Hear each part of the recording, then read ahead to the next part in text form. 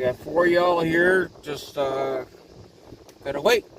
I mean, waiting for you two to load up here, so man, I already had the thing. I don't know why. That's the way to y'all here now. It's right. No one's talking.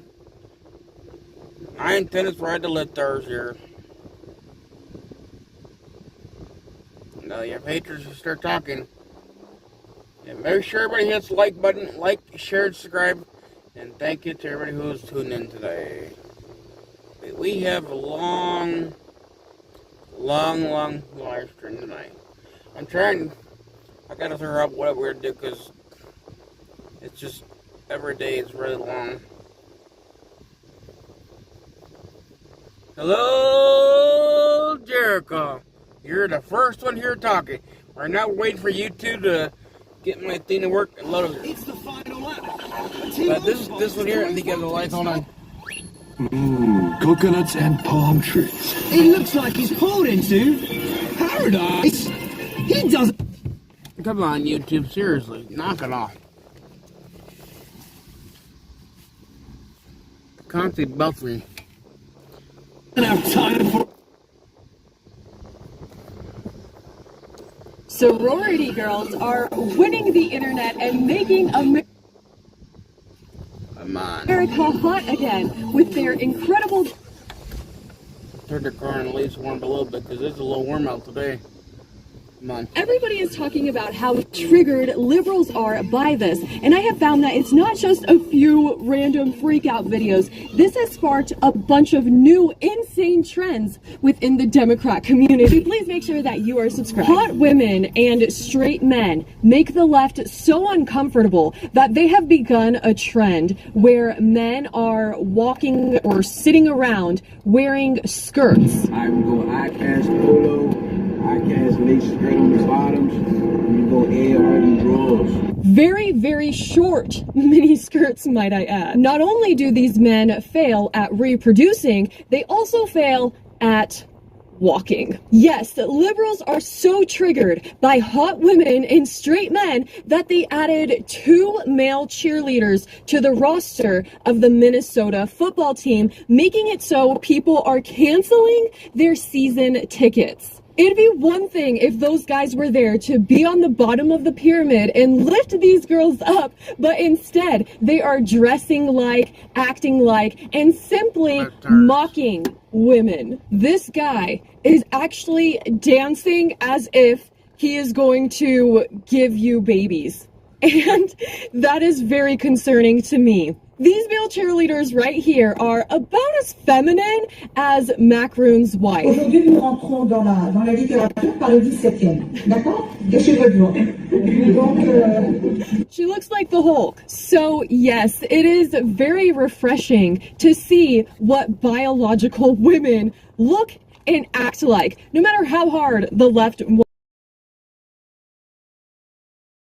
switch genders. No, I'm sorry, but you cannot recreate this, okay, men out there, and I don't know why you would want to anyways. If you are a member of the Patreon, you know that I practiced and tried this sorority dance before everybody else did, and you also get to join me every Friday for live Q&As, so I hope that you guys will join me on the Patreon. Anyways, on with the video. Some great news recently is that Demi Lovato has come a far way. She has become unwoke, and her life seems to have improved drastically because of that. She's no longer on drugs. She looks happier. She looks better. And she also did a really incredible performance with her ex-boyfriend, Nick Jonas. I think that we should create a TV series called Escaping Woke and just show how people's lives improve when they don't feel like they need to identify as some gender. Then we see how unhappy they are.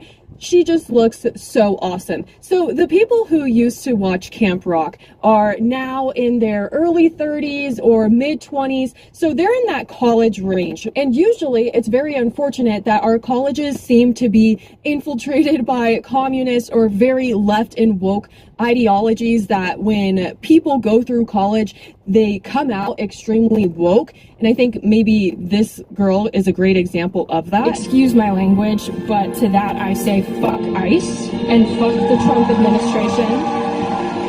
The way that the professor was nodding his head was as if he looked so proud of the ways of thinking that they have created. My point is that we have seen so many videos of these graduates speaking out against the Trump administration, or we see all of these women who, after they leave college, become extremely liberal. And to me, it seems like that's another reason why people love the sorority trend so much, because it's really refreshing to see women and also embracing their culture, which is American culture, and protecting that culture, which is something that the left does not want to do by any means. And so not all colleges are lost. Actually, it's pretty wholesome to hear this college, I mean, they have like an entire stadium that is simply celebrating Jesus. That is not something that you see in all colleges. So I think that we're seeing a huge shift in the youth of our country.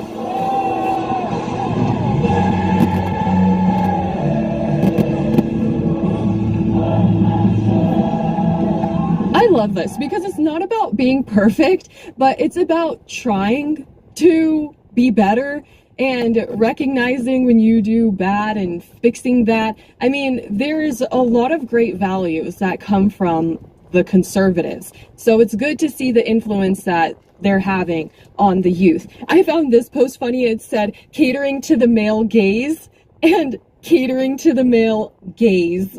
Following the Sydney Sweeney ad, Dunkin' Donuts released this. I didn't ask to be the king of summer. It just kind of happened. This tan? Genetics. I just got my color analysis back. Guess what? Golden summer. Literally. I can't help it. Every time I drink a Dunkin' Golden Hour Refresher, it's like the sun just finds me. I mean, isn't this actually beautiful? It's pretty crazy to see attractive people doing marketing campaigns again. And on top of that, it is showing a huge shift in our culture, because before there was so much that they were completely leaving out certain groups. And on top of all of that, he is flat out saying in the ad that he has good genes. So it's showing that people are now beginning to accept that it is okay to embrace your culture, American culture, and that is something that we should be proud of and in some ways protect, I guess. Also, I understand that it can go a little bit too far. Anyways, in other news, there was also a few South Park episodes that featured Donald Trump. Now, the ones that really sparked a lot of talk online was the episode with Charlie Kirk in it. This is what liberals had to say about it. I love that Charlie Kirk is trying so hard to be in on the joke in this South Park episode. I don't think you understand what this is. This is not a friendly roast between Imagine being triggered by the fact that somebody else is not triggered. friends. They are making fun of you because you are a hack, morally contemptuous loser. It's very much giving like this meme. Charlie Kirk is not at all upset about the South Park episode. Not even a little bit. He thought it was so funny that he's selling this super cool master debater shirt on his website because the show's so cool and he's cool and it's so funny. He thinks South Park is so funny and he's so funny too. And if the show's purpose was to try to be as mean to him as possible, and Charlie has found a way to leverage that for good, make t-shirt sales, and not ruin his day by being upset about it, and yet you're upset about that, I mean, it really tells us a lot about the liberals' ways of thinking. So who's going to be the one to tell Charlie Kirk that we're laughing at him, not with him? Because for the last day, he's making it seem like he's in on the joke. Charlie.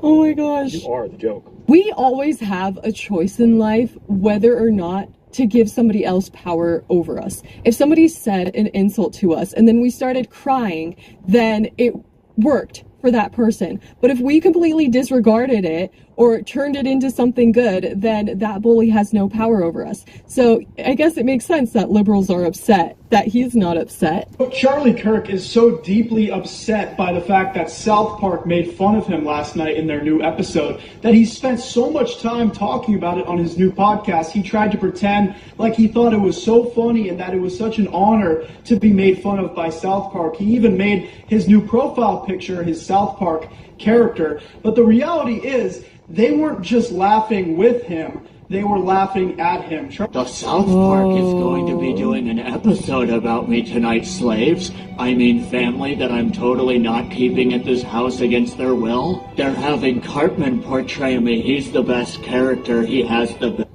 Man, this is really, like, hurting to watch. I feel like I just ate into a lemon and ugh. I don't know. Why are they so upset about the way he responded? In life, you can only choose how you respond to things, right? That's what makes all the difference. And let's see how the WNBA responded to a mysterious object being thrown onto the court. Oh, look out. Something just came into the floor. Oh, look out. Object that just flew in.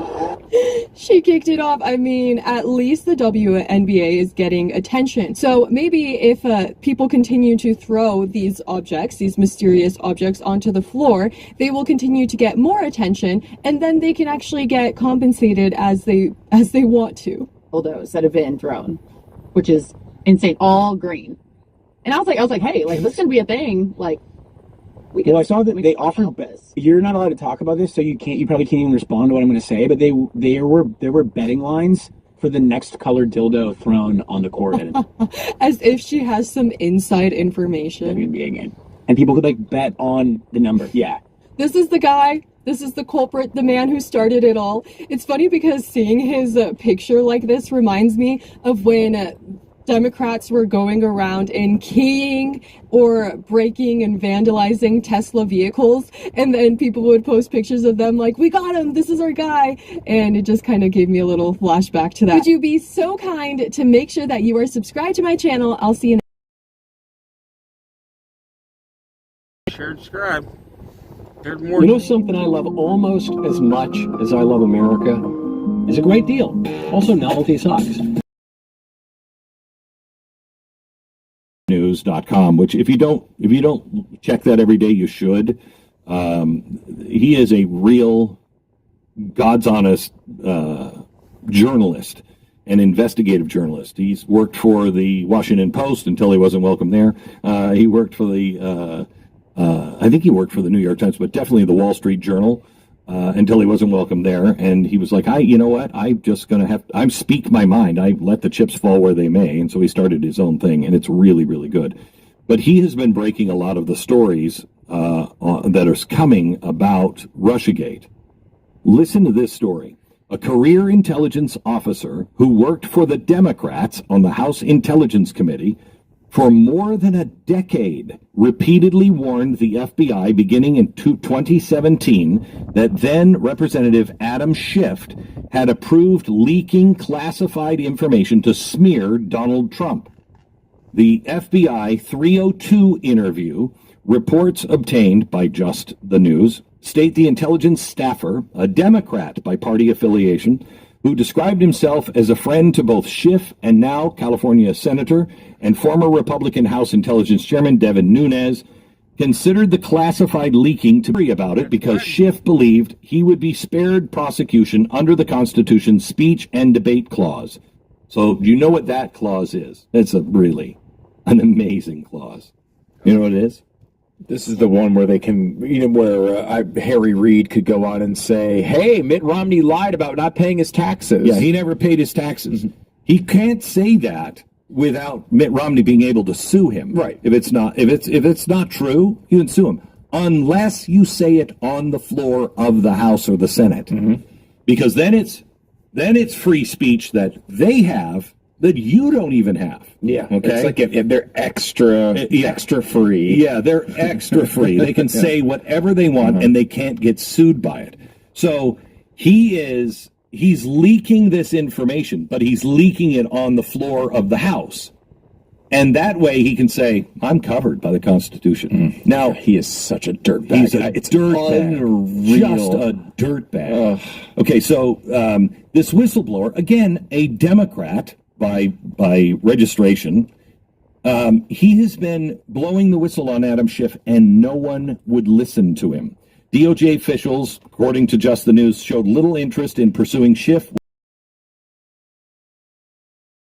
Very same excuse the lawmaker had offered in his. Isn't that interesting? So he says, I'm covered by this, and the DOJ says, no, he's covered by this. In his most recent interview with the Bureau in 2023, the whistleblower, whose name is redacted, told agents from the FBI St. Louis office that he personally attended a meeting at which Schiff authorized leaking classified information. Quote, when working in this capacity, redacted staffer's name, was called to an all-staff meeting by Schiff. In this meeting, Schiff stated the group would leak classified information which was derogatory to the President of the United States, Donald J. Trump. Schiff stated the information would be used to indict President Trump. The whistleblower told investigations that he stated this would be illegal, and upon hearing his concerns, unnamed members of the meeting reassured him they would not be caught leaking classified information. The staffer made similar claims to agents in the FBI's Washington field office as early as 2017, shortly after Trump took office in his first term.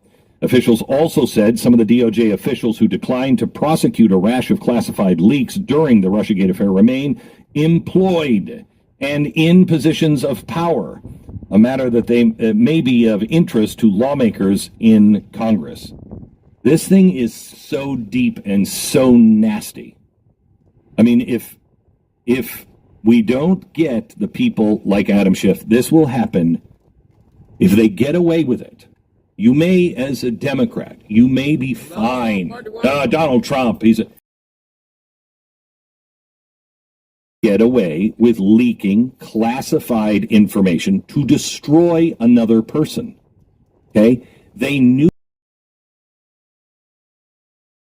out, and it was classified. No one was supposed to know that. So here, a congressman and now a senator, a U.S. senator, said, don't worry about it. You're not going to get caught. Nobody's going to pay for this. If they do that, and they set this precedent, and they do get away with it, what is the regulating rule of law when they want to do it to somebody else? And maybe it's somebody you like. What is the regulating rule of law when the Republicans go, oh, well, you're going to play that way? Well, we can do that too. This is where critical thinking comes in. This is what Americans are missing right now. And it's not that we're not capable of it. It's that we're all living in our lizard brains. We're all so freaked out by Nazi, it's a Nazi. We're so freaked out by the names that we've all called each other. We no longer can stop and think. The left is now moving towards no rule of law. I mean, they're to the uber left. Rules don't matter at all. It doesn't matter. We'll do whatever it takes to stop them and win next time. Well, to me, it doesn't sound like they're going to do anything new, except that's their message to people. That's not good. Unethical, illegal, and treasonous. From somebody who describes Adam Schiff as a friend. And nobody seemed to care. The stakes just keep getting higher and higher and higher on this particular story. And I'm wondering, I mean, one thing that is not trending, let me see if I can find the trends here. Okay, on Google Trends, right now what's trending on Google Trends is martial law. Martial law in Washington, D.C. Well, that's not what's happening in Washington, D.C. That's not martial law. It is the president's right, because the District of Columbia is supposed to be a federal district, and it's out of control. What was the stats on 1,000 times? What was it? I have that here for you. Give me 1 second. I'll pull it up. Some crazy amount, more dangerous than Philadelphia. I don't go walk the streets of Philadelphia at night. I don't send my kids, hey, go get a gallon of milk down the street. What are the stats? Do you have it? I do. It's just loading as we speak. Okay. This is from the Atlantic. DC's homicide rate in 2024, roughly 26.4 homicides for every 100,000 residents, is lower than both the 2023 and its peak in the 90s. But according to data compiled by the Council of Criminal Justice, it's still nearly 7 times higher than New York City's rate, which is 3.8 per 100,000. DC's rate is also worse than that of Philadelphia, Atlanta, and even Chicago. In fact, it's closer to that of infamously crime-ridden cities like Memphis and Detroit than it is to some other important city areas. The problem looks even worse in the most violence-plagued parts of the city. As I found in my report, 2023, 57% of the city's homicides took place in wards 7 and 8, the city's poorest, and the largest percentage of black residents. In fact, just 10 blocks of D.C. were home to 14% of all homicides. Can you imagine what that area must be? 14% of entire cities. Yeah, everybody knows somebody that has been killed. Right? In that area, it has to be. As in many cities, violence is also hyper-concentrated among tight social networks. According to a 2021 report, National Institute for Criminal Justice Reform, any given city, about 500 people are responsible for 60 to 70% of all gun violence in the city. And this is from an article that's saying, it's the Atlantic, it's more of a left-leaning situation, saying, hey guys, sure, we can all say it's down, but are we communicating the real problem here? Because, look, from a political perspective, Trump is going to win here. Mm-hmm. Forget that, for example, all the sideline stuff that everyone's talking about. When you just boil it down to politics, which is what a lot of these people are thinking about, if you are stuck on the side of the debate that says, actually, D.C. is Disneyland...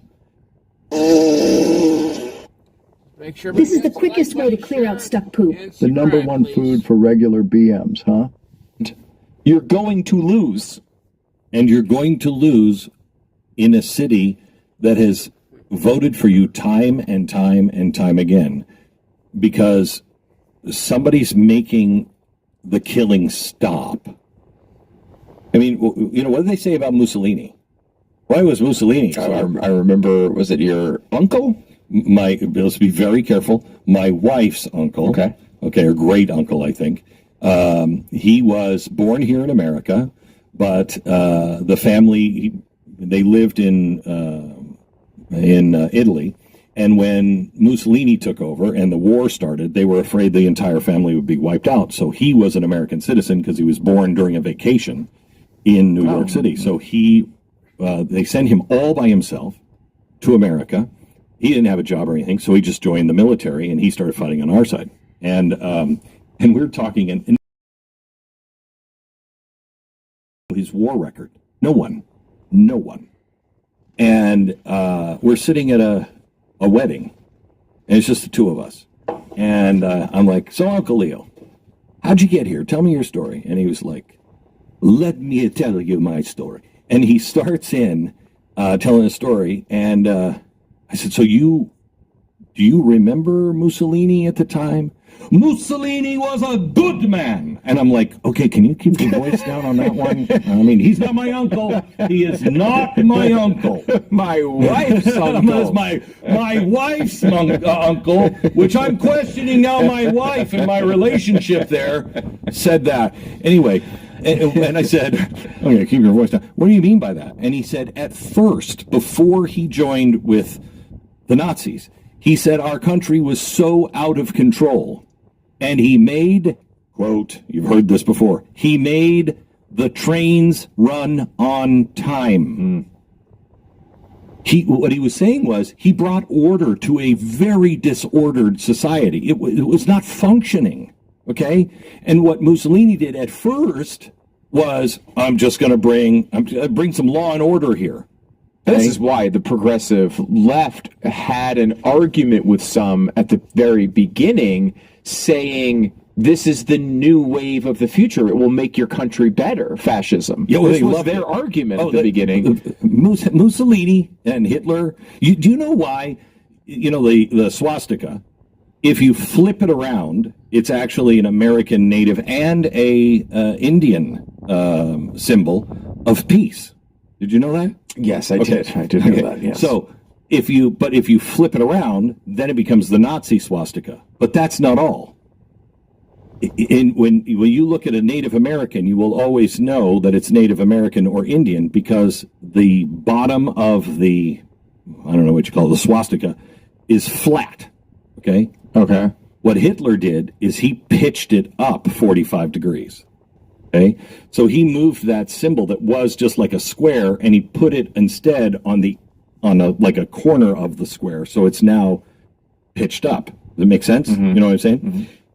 Do you know why he did that? No. Because this is a system of progress. We are progressives. We are moving and racing towards the future. Mm. So any of this crap that this was, conservative, no, it wasn't. No, it wasn't. This is all progressive socialist nonsense and dangerous. Trump is using the Constitution, and he is doing it within the rule of law. He has 30 days, and then Congress has to either revoke home rule, or it goes back, or they can extend it for another 30 days. But Congress has to do it. So he's not becoming a This is all within the law. But if he makes that change in those two districts where everybody knows somebody who has been murdered, and most likely kids that have been murdered, and that goes down and they feel safe on their streets and their kids they're not saying to the kids, just don't fall in with that gang. That will change. People they may still vote the same way because they don't get it maybe, but they will not be on board with dismissing. I can guarantee you they're not on board with dismissing this as, oh no, Washington, D.C. is a safe city. Everything the media is doing right now, everything the Democrats are doing by trying to excuse this and try to make everybody, the people who are living it, know it's a lie first. And they've got to be looking at those people going, wait a minute. I thought you were on our side. I thought you were trying to protect us. You're not.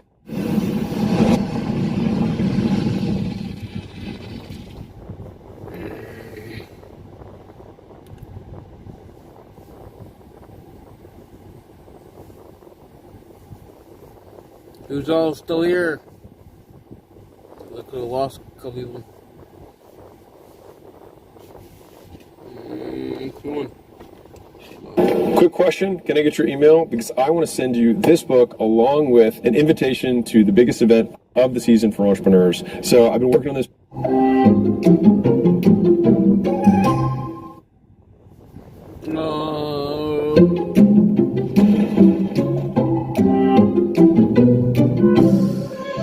What's up, guys? Benny. It is customary and traditional for every single president to have the portraits of all the previous presidents hanging in the White House. There are some famous ones that you'll see as soon as you walk into the White House. You can see the massive George Washington portrait, or the iconic JFK portrait, or the Ronald Reagan portrait. These are pretty famous ones. Ladies and gentlemen, there's also portraits of the first ladies, like the previous first ladies that have occupied the White House recently, have their portraits hung up, like, for instance, Hillary Clinton, who had this portrait hanging in the hallway of Kid Rock, Sarah Palin, and Ted Nugent trolling it. This is a classic from way back in 2017. Ah, yes. The one thing that isn't set in stone is where those portraits hang, and they can be moved about, and they do, and that's something that's regular and happens quite often. Like, for instance, there was this portrait right in the entryway of the White House, very prominent location, a location of honor. And this is where Barack Obama's portrait was up until a few months ago, where Donald Trump decided to hang Beauty, actually. The White House bragging about this. Some new artwork in the White House. President Trump is surviving the assassination attempt. I was able to see it myself. It's an absolute thing of beauty. Brought my family there. Here's my newborn son. Just observing, right? Observing. President of the United States being an absolute alpha. It's not alpha, is obviously Barack Obama. Barack Obama is... His portraits have just been really weak. Like, this is an incredibly boring portrait. Or the one where he's sitting inside of, like, the forest and the leaves. It's kind of weird and kind of weak. And President Trump was sick of them, so he moved them where no one can find them. Okay. Trump moved Obama Bush portraits to hidden stairwell. That's my favorite headline. My favorite headline CNN's ever written. Once dramatic feature in the White House entryway, the official portraits of former presidents, Barack Obama, has been moved to a decidedly less prominent position, underscoring years-long tensions between Obama and Donald Trump. Portraits of other recent predecessors with whom Donald Trump has had contentious relationships with, like George W. Bush and George H.W. Bush, have also been moved.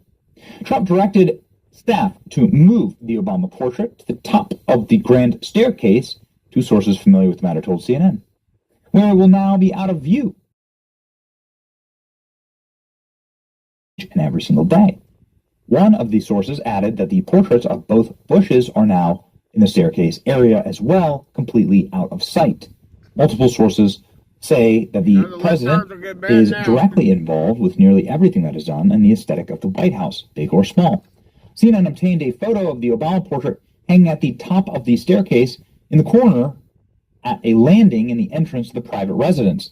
That area is heavily restricted to members of the First Family, U.S. Secret Service agents, and a limited number of White House staff and executive resident staff.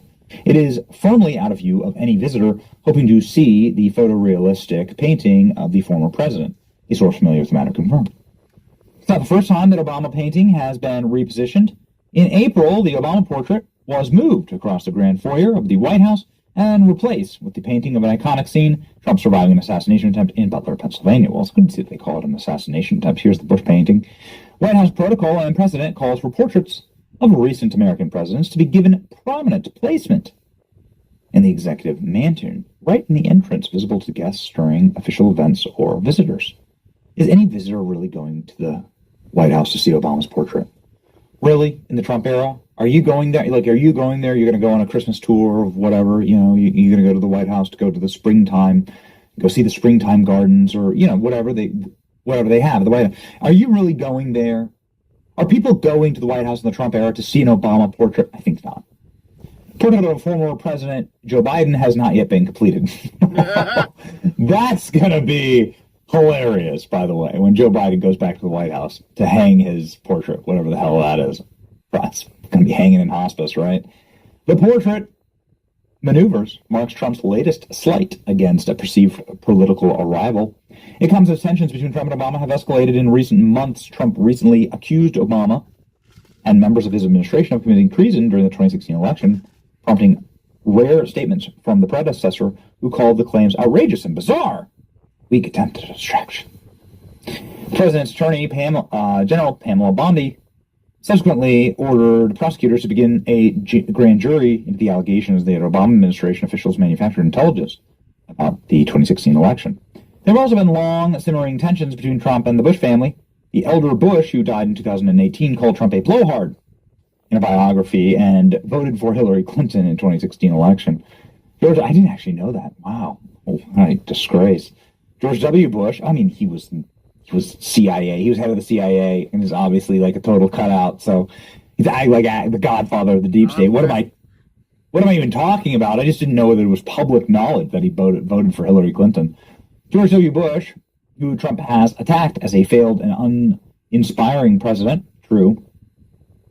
Former First Lady Laura Bush attended the president's inauguration, but did not attend the post-ceremony luncheon. CNN reached out to the White House. For comments, a spokesperson of Obama's office declined. During Trump's first term, he replaced portraits of Bill Clinton and George W. Bush in the grand foyer, choosing instead to highlight William McKinley and Theodore Roosevelt. Probably funded by the nonprofit White House Historical Association, the formal tradition of presidential portraits. So, that's funny. Where's the photo? They said that they got a photo. So where's your photo? Publish it. They say they have a photo of where Trump has hidden it. I guess it would be hard to find because it's hidden. President Trump reportedly moves the Obama and Bush portraits to far less prominent positions in the White House. 100% approve of this action.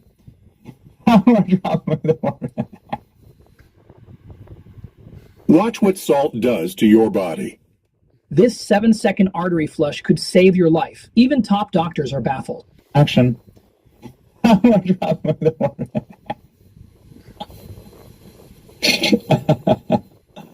a good laugh. President Trump has had the official White House portrait moved to a stairwell. Here we go. President Trump figured out what to do with the Obama portrait. Game of darts.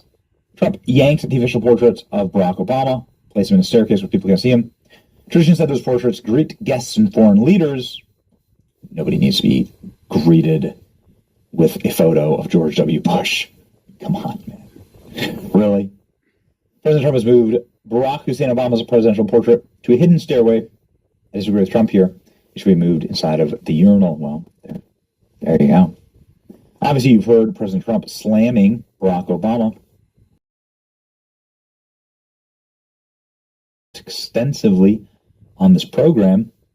I think it's deeply funny that this is happening. Expected staff to move the Obama portrait, a portrait of Barack Obama, to the top of the grand staircase. Two sources familiar with the matter told CNN, where it will now be out of view from the thousands of visitors who tour the White House each day. One of the sources added the portraits of both Bushes are now in the staircase area. Well, ladies and gentlemen, got to tell you, why not? Why not? Like, would you really want to see the faces? I think it's weird that Trump moved them into the private residence. I think that's peculiar, right? But would you really want to see the faces of the guys who wanted to see you killed and put in prison? I mean, would you want to see that every single night? Maybe just to spite them, right? Maybe just to like flip them off on your way to work. Maybe that's why they're up in the private residence now, so no one can see that happen every morning. That's my thought. What's yours? Let me know in the comment section below. It's your boy Benny. Like, share, and subscribe. See ya.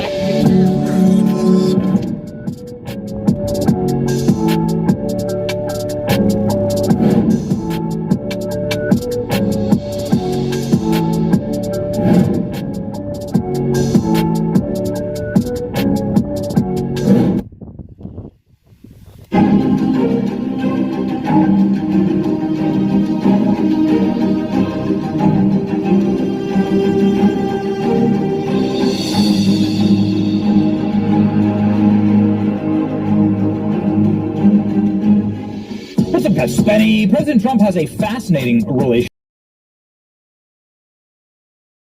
filming for The Dark Knight in Trump Tower. Do you know that many of the office scenes were filmed in Trump Tower in New York? Incredible trivia here, and Christian Bale seems to have a really nice take on Donald Trump. They seem to have sparked off each other and gotten along really well. This I did not know. Listen to this. It's really fascinating. Okay, a movie about Donald Trump. Who should play Donald Trump? Oh, my Lord, who do you think? I can't. He's a tall gentleman. I met him one time. We were filming on Batman in Trump Tower. And he said, come on up to the office. And he's up there. So did you go up to the office? I did, yeah. No, what did you talk to Donald Trump about? I think he thought I was Bruce Wayne because I was dressed as Bruce Wayne. So he talked to me like I was Bruce Wayne, and I just went along with it.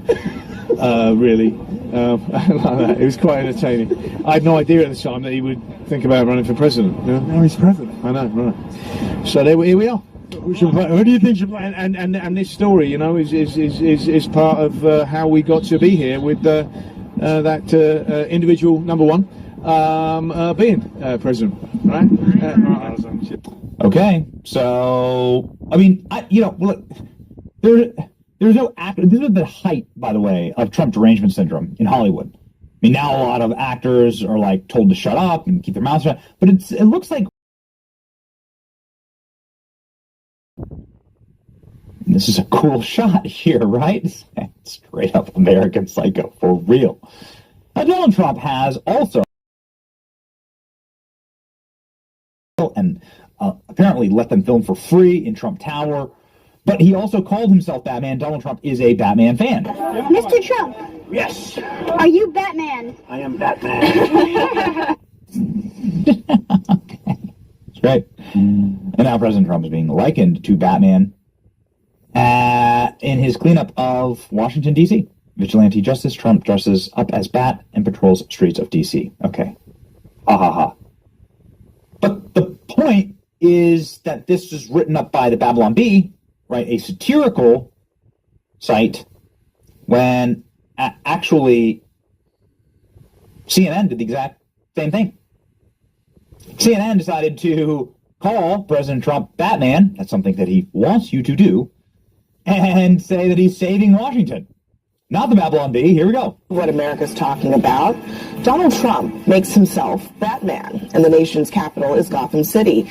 The President of the United States has declared himself crime fighter in chief, and he's taking over Washington's police force. It is a move that the D.C. mayor is calling unsettling and unprecedented.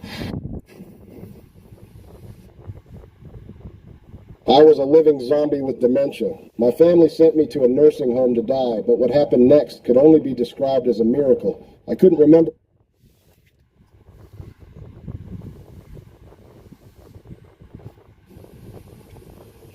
President Trump has made himself Let's Batman. get right to what America's talking about. Donald Trump makes himself Batman. That's it. That's the clip. That's all you need. Donald Trump makes himself Batman. There you go. Not the own that you think it is. Donald Trump is absolutely doing this in the nation's capital. We've talked at length about how important it is. Donald Trump makes himself Batman. I already voted for him. You don't have to keep convincing me. Donald Trump makes himself Batman. This makes Trump sound super cool. I don't think this is Abby's intention at all. Does she know that this makes him sound awesome?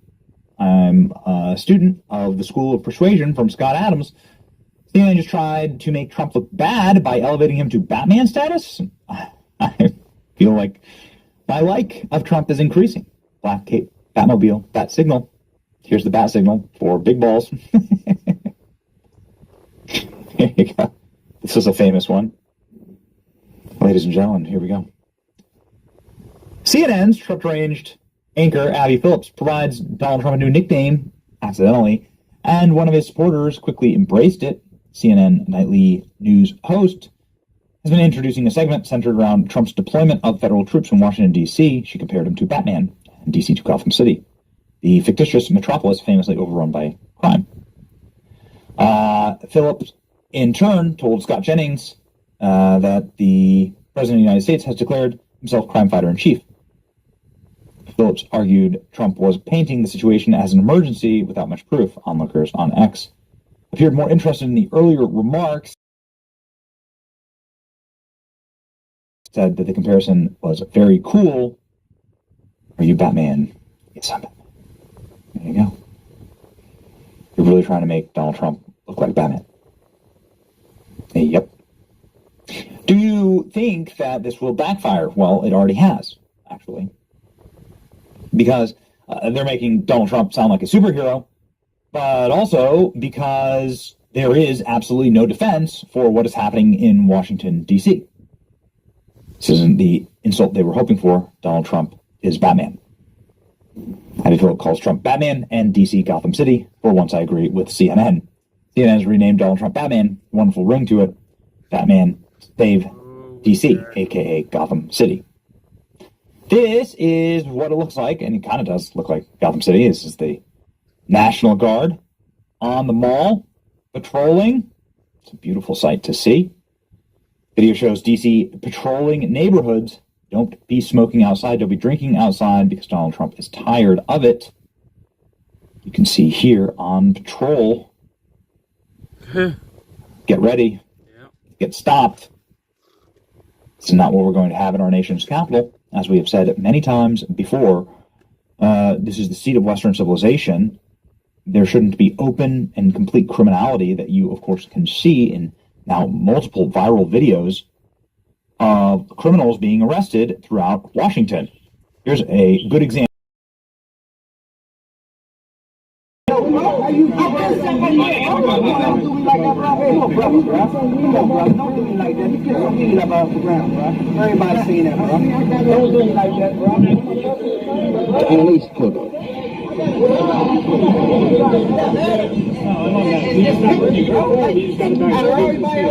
was in D.C. So used to this. So used to this behavior. My car's on, though. Hold on. We gotta secure your vehicle. Man, listen, no, ain't none of that. My car's on. I was about to leave. He said I could leave. Fuck all that. Man, listen, all that secure vehicle shit, bro, go ahead, bro. Y'all like Dicky and brother. Listen, bro, that's my car, bro. What the fuck? Man, listen, the kid's on me and I'm not giving it to y'all, bro. Don't text me, bro. Listen, my ID's on me. That's all he asked. Why am I arrested? Listen, why am I arrested? I don't listen, why? Y'all just think y'all can do whatever y'all want. I don't give a fuck about that badge. I'm a personal trainer, nigga. And I was a fire department. What the fuck is wrong with y'all? Man, listen, I'm not arrested though. I'm not going nowhere. Listen, I'm not going nowhere. Call your chief, I'm not going nowhere. It's my birthday and all that. Call your chief. All that. Take your badge off. I bet I do something to your ass. Take your badge off. You gonna let them niggas do me like that, bro? You a brother, bro. Don't call me, man. I don't want you touching me, bro. I don't want you touching me. He already got me. Yeah, how about that? Freedom of speech. Freedom of speech. How about that now? Y'all come on, man. Come on, man. Y'all hating like shit on me, man. I ain't He's there threatening a police officer, resisting arrest, verbal assault. You could really argue that he's also impeding in an arrest, his own arrest, and that he's denying evidence to the police officer. I mean, you get like ding, ding, ding, ding, ding, ding, ding, like, okay, great. This is how you bring order to a place. You actually enforce the laws. For the entire time that I lived in D.C., it was just like Gotham City. Again, it was the murders are on my doorbell camera. The thefts and the obscene amount of crime that was observed by me on our like relatively quiet block is just insane. And now that we're reliving it, it just makes me so happy because there was this air, much like the criminals of Gotham, there was this air of invincibility as though nothing will ever happen. And the police force is too corrupt and the people are too corrupt and no one will stop anything. And now that it's stopping, boy, it's a sight to behold. I thought you were a brother. He's saying to the black cop. That's the attitude. The city is I'm a six-figure funded trader and I've passed plenty of challenges just like this one using just one tool, the fib. We save this video for later. So once you've loaded on TradingView, you can find. Hey, ladies and gentlemen, this is Carmine Sabia for Explain America, and has any president quicker than Gavin Newsom just a few years ago? This guy was the poster child for the resurgence of the Democrat Party. And now, not so much. Before we get started, please make sure you like, comment, share, and subscribe. Those little things really help us out, and they help our channel continue to grow. Gavin Newsom, you gloriously delusional fool. You nitwit. You're threatening President Trump, and you think that's going to work? President Trump already let you know what he thought of your little threat. If he doesn't respond in 24 hours, you're going to move to redistrict California. I've said it before, and I'll say it again, Governor Newsom, you can't get blood from a stone. Don't think you could redistrict California much more than you have. Maybe you could squeeze out 1 or 2 more seats. Here's where it backfires. See, Greg Abbott and Trump, they have responded. And what they're looking at is they were going to redistrict and get 5 more Republican seats out of Texas. Yeah. You want to play games? Big win. We can probably squeeze 10 more Republican representatives out of Texas. And that's just Texas. There's still Florida. There's still other states. So play ball. Play ball with us, Gavin Newsom, because it's going to blow up in your face the way your podcast did. What your podcast lasted about 3 weeks. That's how brutally, horribly it was rated. Nobody wanted to listen to it. Hard. You're trying so hard to be the man, and you just fail every time, Kendall. I want you guys to watch this and let me know what you think in the comments. They want to go even further. Right. So what Mamdani's talked about. And then check this out. AOC clearly is his mentor, and Letitia James is somebody that wants a job should he be winning, but she's got herself some legal problems. Gavin Newsom, who you sat down with on a podcast, made a lot of news. He wants to fancy himself as the Democratic nominee, taking on Trump again. Now he's saying this, challenging Donald Trump. He says he's going to redistrict if he doesn't call up the Texas redistricting. Put this out. Donald Taco Trump, as many call him, missed his deadline. Californians will now draw new, more beautiful maps. They will be historic as they will end the Trump presidency. The Dems will take back the House. Well, his podcast was such a failure, so now he's got to try a whole new shtick. But here's the thing first with Gavin Newsom, is that there's a contradiction in everything the Democrats are doing. They're saying gerrymandering is bad, but we're going to now gerrymander in response. And understand, they've used gerrymandering for years without any sort of reciprocity from the Republican Party. And now finally we have Texas that's saying, you know what, we want to have more minority representative districts. Governor Abbott came on my show and he talked about, hey, this map actually gives a bigger voice to Hispanic Americans in Texas, to show that these major Democrat states are run purely for power politics, not the betterment of the citizens of their states. Well, by the way, they've already maxed it out. They'll probably they could maybe squeeze out a few more seats. Yes. But Texas is capable of getting 10 more seats. And look, this kind of gerrymandering arms race, this kind of mass proliferation of political maps, no one delights in this, but where did this come from?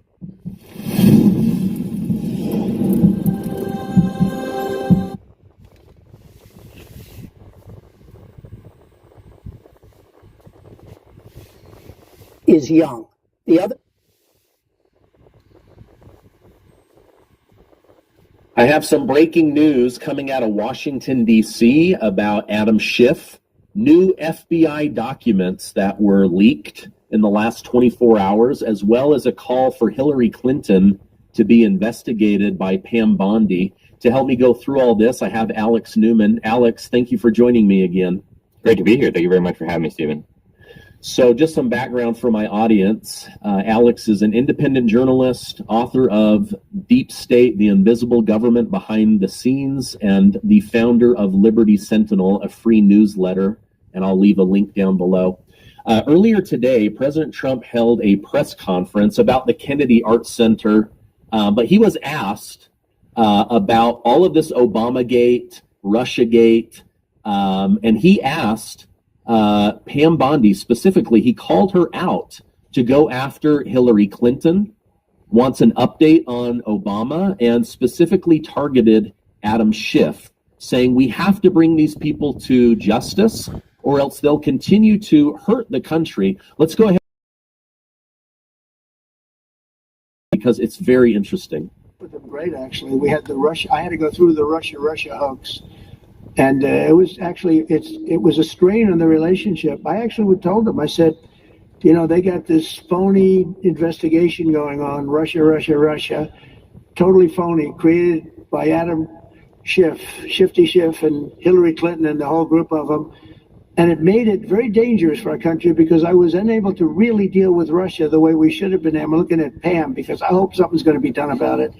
These people put our country at great danger.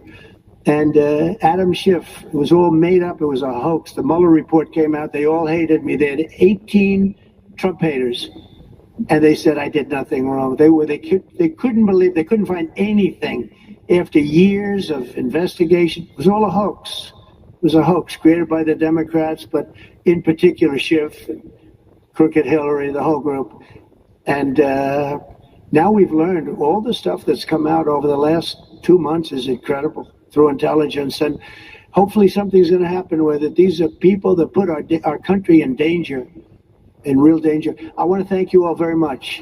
We've all been waiting on Pam Bondi. Even the President of the United States is saying, Pam Bondi, I'm looking at you. We have to go after Hillary Clinton. We have to go after Adam Schiff.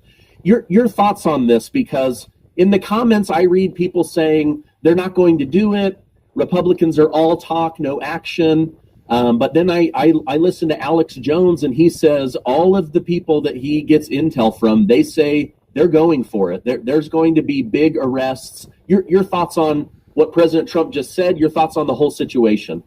Well, thank you, Stephen. I'll start by saying I think Trump is absolutely correct. These people must be not just investigated. Everybody now has access to more than enough evidence to show that there were massive, massive crimes committed here. And not just regular run-of-the-mill crimes. I mean, we're talking about betraying your country, trying to overthrow the democratically elected leader of the country. These are unbelievably serious crimes.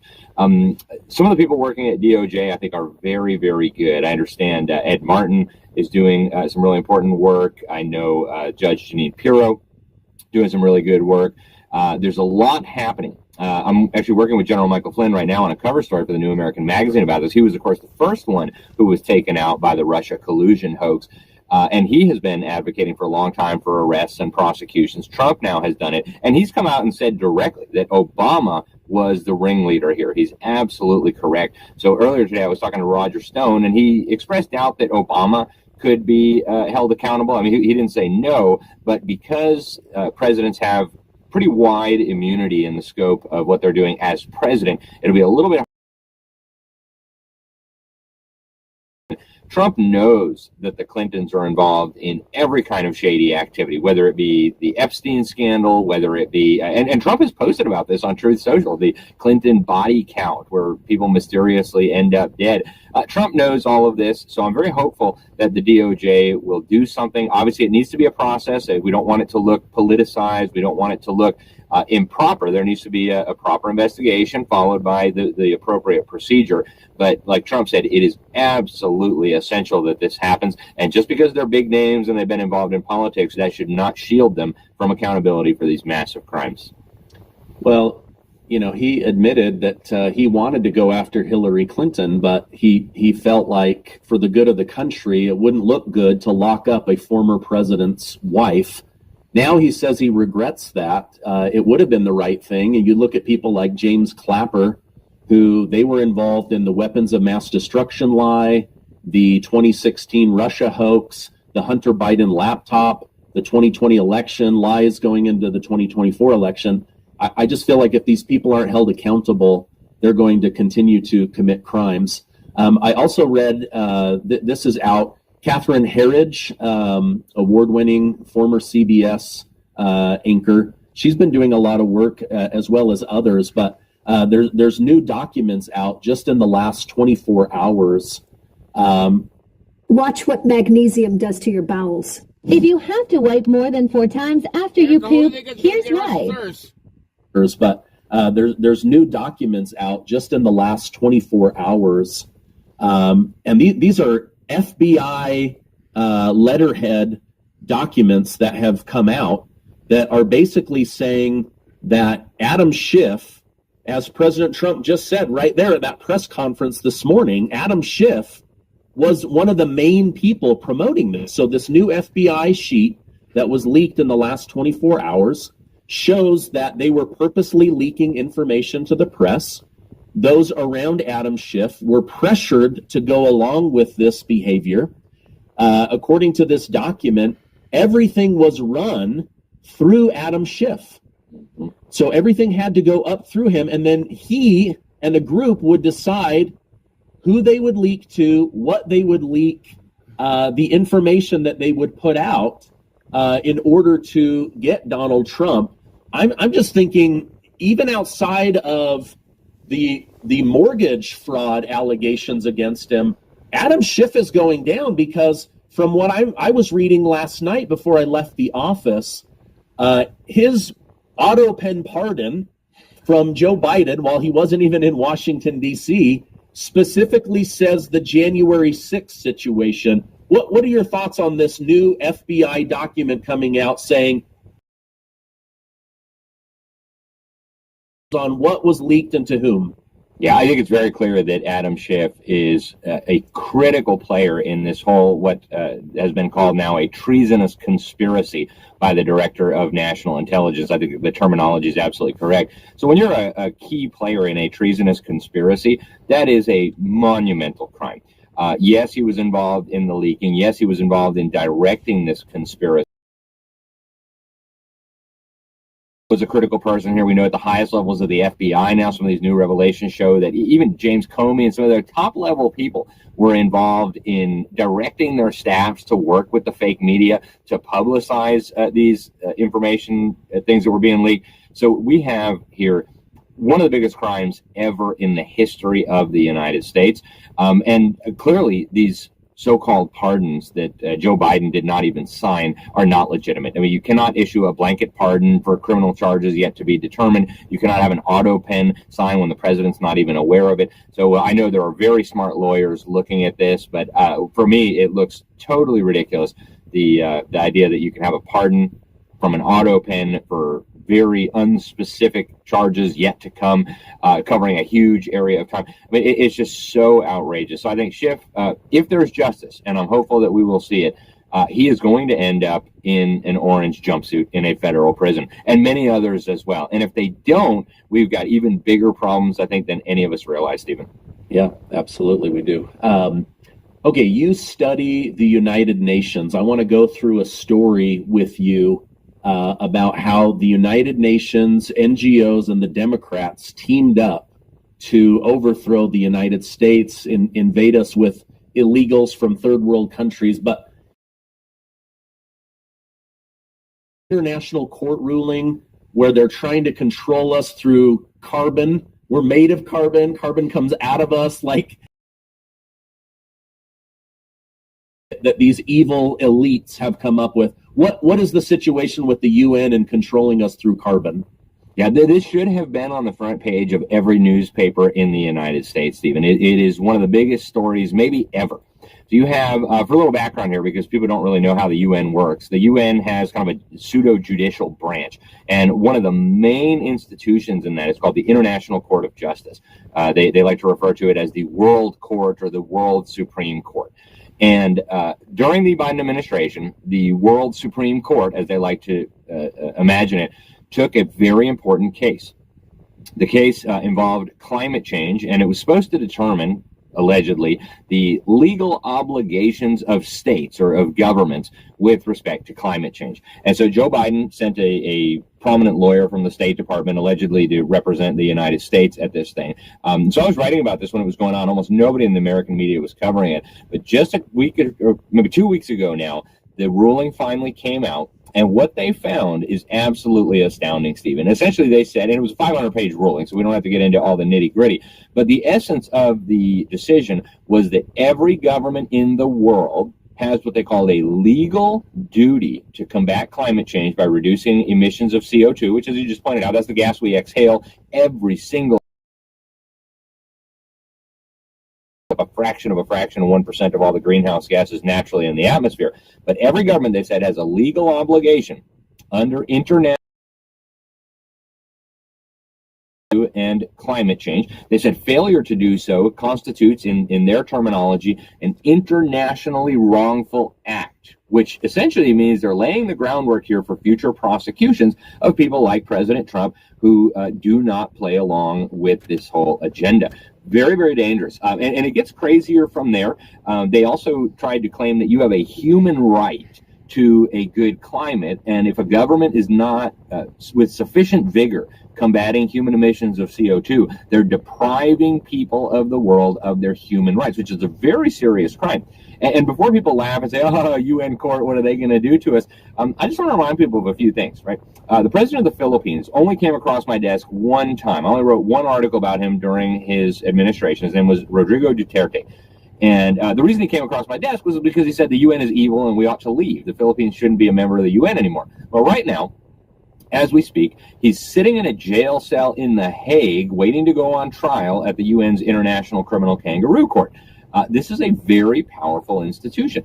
Now, they're also going after Benjamin Netanyahu, the prime minister of Israel. They are saying that he is committing human rights violations. And I want to point this out here. Regardless of what somebody thinks about Israel or Netanyahu or any of these things, the state of Israel has never even signed up for the International Criminal Court. They never approved the Rome Statute, putting themselves under the jurisdiction of this American soldiers. The United States has never agreed to the jurisdiction of this court. So you now have an international rogue court system with judges, many of whom were trained by communist dictatorships, Islamist dictatorships, claiming Donald Trump and every other government in the world must combat CO2, and if they don't, they're violating people's human rights. You don't have to be a dot connector to see where this is going. They are going to try to go after anyone who resists this climate agenda, potentially with criminal prosecutions, and they've already established the precedent to make it all happen. If you're 64 or older, you need to hear this. Between Medicare scams, corrupt agents, and many miles or breathing too much, it's just so messed up. I emphasize again, it is free to join my community. The stocks I share are also free. The techniques and strategies I teach are...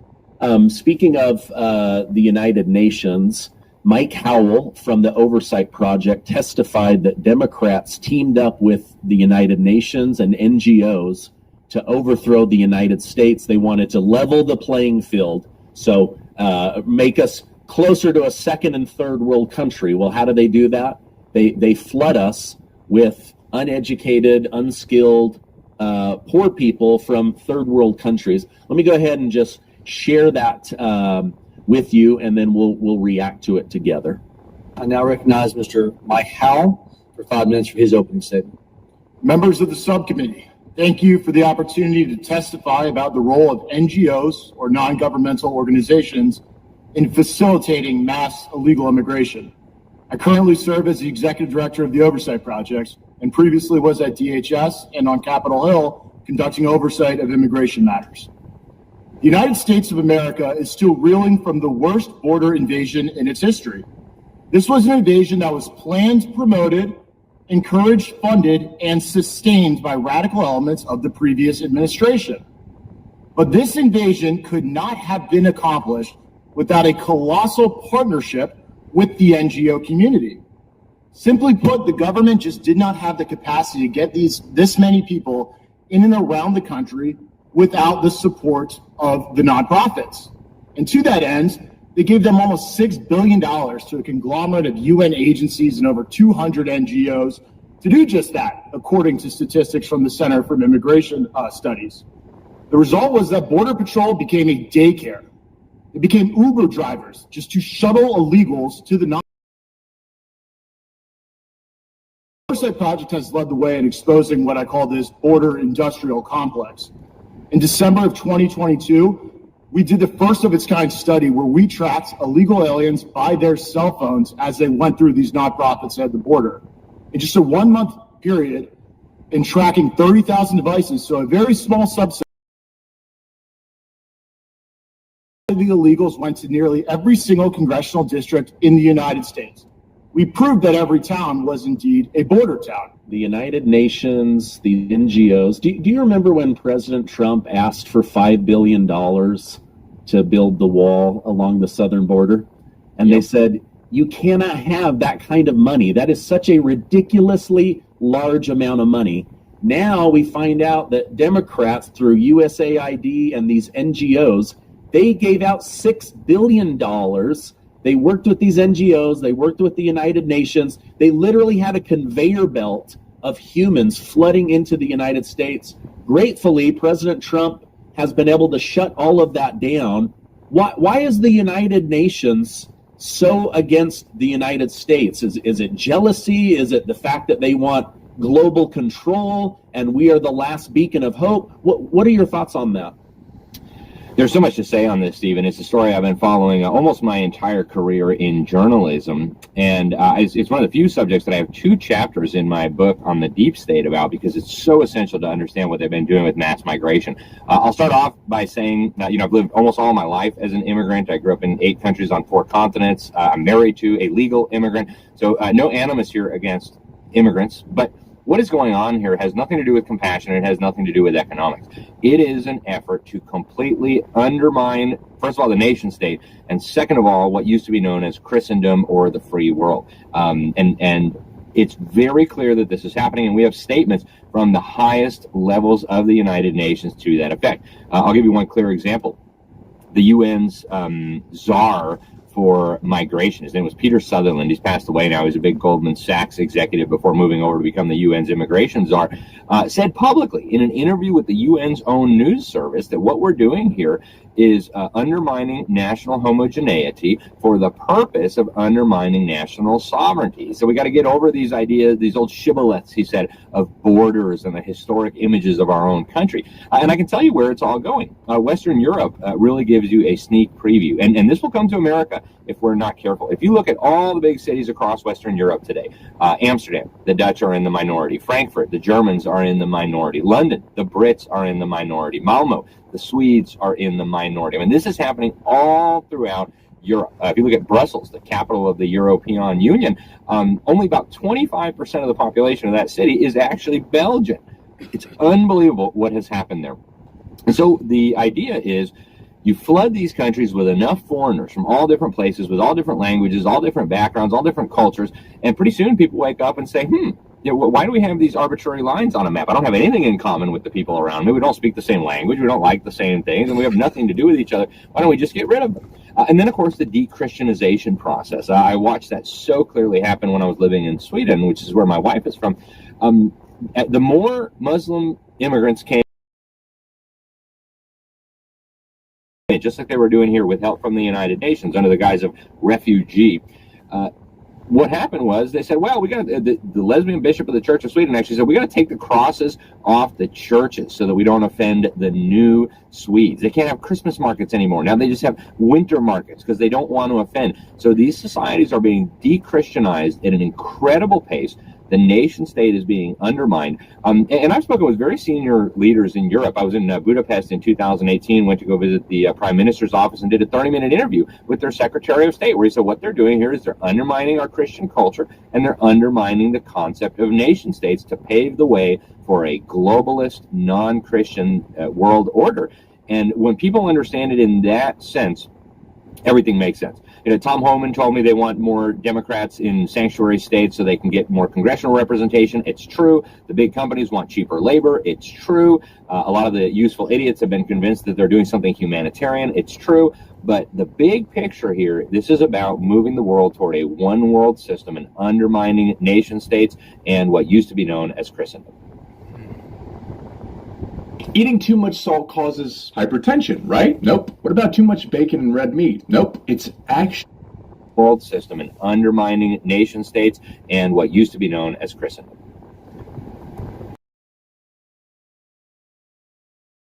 The autobiography on Bonhoeffer in Germany, he said one of the first things that he noticed was to Jesus, they had to have Adolf Hitler. So you had to have the Fuhrer and the Messiah next to each other. Over time, they removed Jesus, and it was just the Fuhrer. It was just the government became the religion of Germany. So when you say that, oh, we've got to take down the Christian crosses, we can't have anything Christian. I mean, I see this around the world where, they're removing Christmas because they might offend Islamic children, but then those children are being forced to go through Ramadan and fasting so that a hungry, fasting Islamic child isn't jealous of a Caucasian Christian who can eat whatever they want that day. Very, very scary. Okay, I know we have limited time. I'm going to skip one story and go to the last story with you. George Soros. He's going to be forced to testify about his relationship with Jeffrey Epstein. But now, just today, I'm reading that there's these protests that are going on in Washington, D.C. with President Trump trying to clean up the crime. And now they're following the paper trail, the money trail. George Soros and his protesters in order to embarrass Trump, bring him down. How come he's being called in about Jeffrey Epstein, but he's never called in about funding the invasion of America, all of the violent protests? Your thoughts on that? Yeah, George Soros, I think the only reason he's been safe this long is that he can afford an army of attorneys to keep him safe. One of my colleagues, William F. Jasper, actually published an excellent cover story in the New American Magazine where he went through a whole list of criminal statutes at the state and federal level that George Soros is clearly in violation of, very much including funding and supporting riots and violent demonstrations. And this is not new. Last year, he was in the news because he was funding these pro-Hamas riots that we saw on a lot of college campuses. What you have here is a guy who is, by the way, deeply connected to other elements of the deep state. He's not just a lone nut, a lone actor. He is working very closely, very carefully with very powerful people, including some that you don't see regularly in the news. And his goal, very clearly, is a new world order. He says it regularly. I've got interviews where he's publicly saying we need a new world order, and the new world order should be owned, he said in an interview with the Financial Times, by communist China. In fact, in a related interview that he did a year before, he said that communist China had a better functioning government and a better economy than the United States of America. This is right in line with things that, like, David Rockefeller has said. David Rockefeller's movements. When you follow the money trail, you find a coordinated effort at not protest, but bringing down the United States of America. It's exactly what Rich Higgins, the director of policy and planning on the National Security Council during Trump's first term, explained was a coordinated effort, an alliance of Islamists, globalists, communists, just as a nation, but even as an ideal. That's what George Soros is involved here. Yes, he should be explaining himself when it comes to Epstein. He also should be explaining himself when it comes to funding all of these subversive groups and movements. And he also should be explaining himself when it comes to insider trading. He's already been convicted by a French court of insider trading. This guy's not just some kind of genius businessman. He's relying on inside knowledge to build up his fortune that he now plans to hand off to the even more radical Alex Soros. So we need answers. This guy needs to be brought in under oath and questioned. And frankly, I think it's way past time for criminal investigations. Yeah. All right. Well, hopefully Congress will have the courage to ask him questions while he's sitting there with his team of lawyers, and he can get some answers.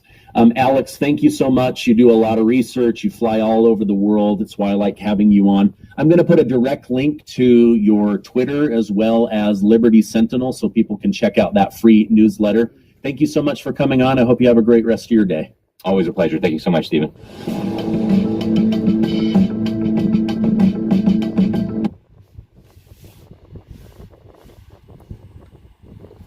You know something I love almost as much as I love America?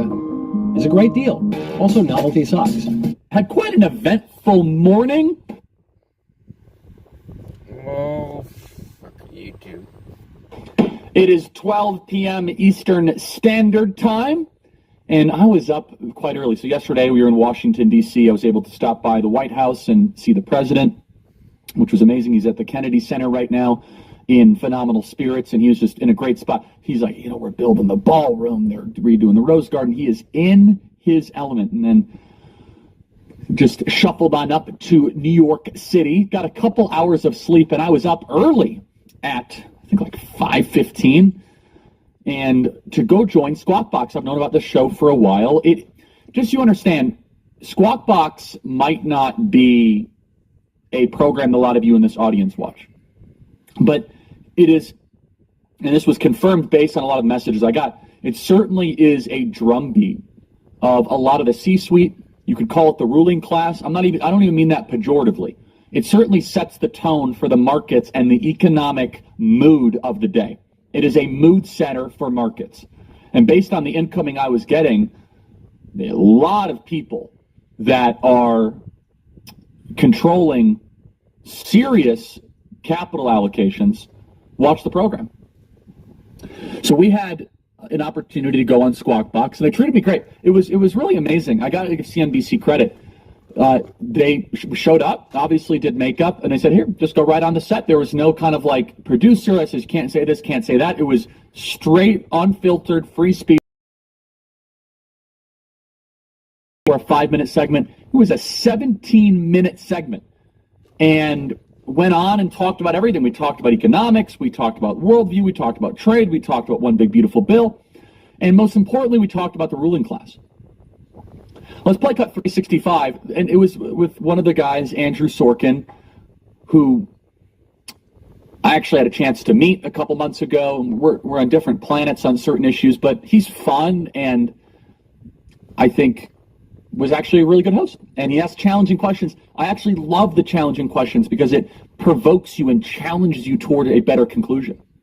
And what was really important about this is that CNBC is certainly, I don't want to say CNBC, but part of the opinions that are expressed on that program, again, great experience, is more in that ruling class, technocratic elite. We come from the workers class, populist class. I didn't go to college. We represent the muscular class. What I love, this was probably one of the most poetic moments there at CNBC, shake the hand. And Joe Kernan was a total stud. He was awesome to work with, and he was just great. And you know who wants the selfies? All the camera operators. It was just like this amazing contrast. It was the guys behind the scenes that make it all happen. And understand that people that watch this program, it's CEOs, analysts that control trillions of dollars. So kind of going into that boxing UFC octagon and holding down the populist nationalist vibe is not something they're used to.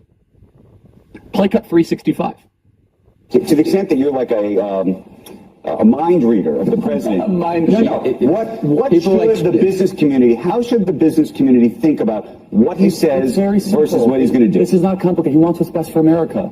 It's not ideological. And he wants what's best both for capital and labor. And he wants the market to succeed. He wants wages to go up. Tariffs have largely been used as two things, national security components or as revenue generators. He has now created a third category, which is we're going to use it as a negotiation tactic. And he has the whole world spinning, and they're coming to the Oval Office wanting to get a deal done, wanting to come into the U.S. markets. Remember in April, when Trump first announced Liberation Day, Mark Zandi, the chief economist at Moody's Analytics, predicted we would have an immediate recession extending into 2026.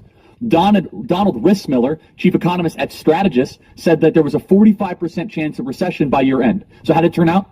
Turns out that once again, as we've seen many times with President Trump, there was a lot of panic followed by nothing. By May, the market was back where it was before the tariff panic, and now the S&P is at record highs. And understand this, that President Donald Trump has used tariffs as a negotiating tool, a negotiating tactic to bring people in and to broker better deals for the United States of America as leverage. And all of the experts, they seem to be so lost on this. They lose the forest from the trees and they focus on the minute details. And that is why I said we need to rework the ruling class. If you want to understand President Trump,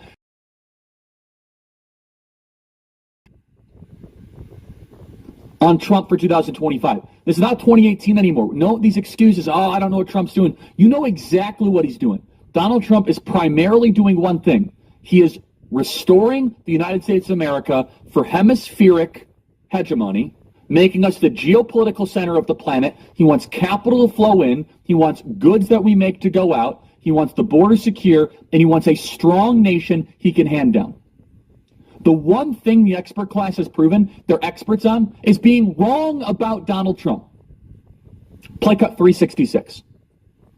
Look, the question from an economic perspective on tariffs is you may collect the tariff on one end, and the question is what happens to the real economy on the other end. And so far we have not seen. And so far we haven't seen it yet. It was a major, catastrophic prediction, right? The panicins, the whole world's going to fall apart. And we just haven't seen that. And I think there does need to be a little contrition by economic ruling class, hey, back when we were saying this was going to be the worst thing for the global markets ever, it turns out what it has done is it recentered America as the center point of the world economy. Did we ever get an apology? And why are those people still being taken seriously on television? Why are we still taking seriously all the prognostications, the predictions, and the calculations of the very same economic elite that got all of this wrong? Similar to COVID, similar to Ukraine. And in fact, I mentioned COVID. Boom, boom, boom, boom. Of all the things that this technocratic class has gotten wrong. Let's go to... Oh, boy. They must stop giving conservatives this free gold Trump survivor coin.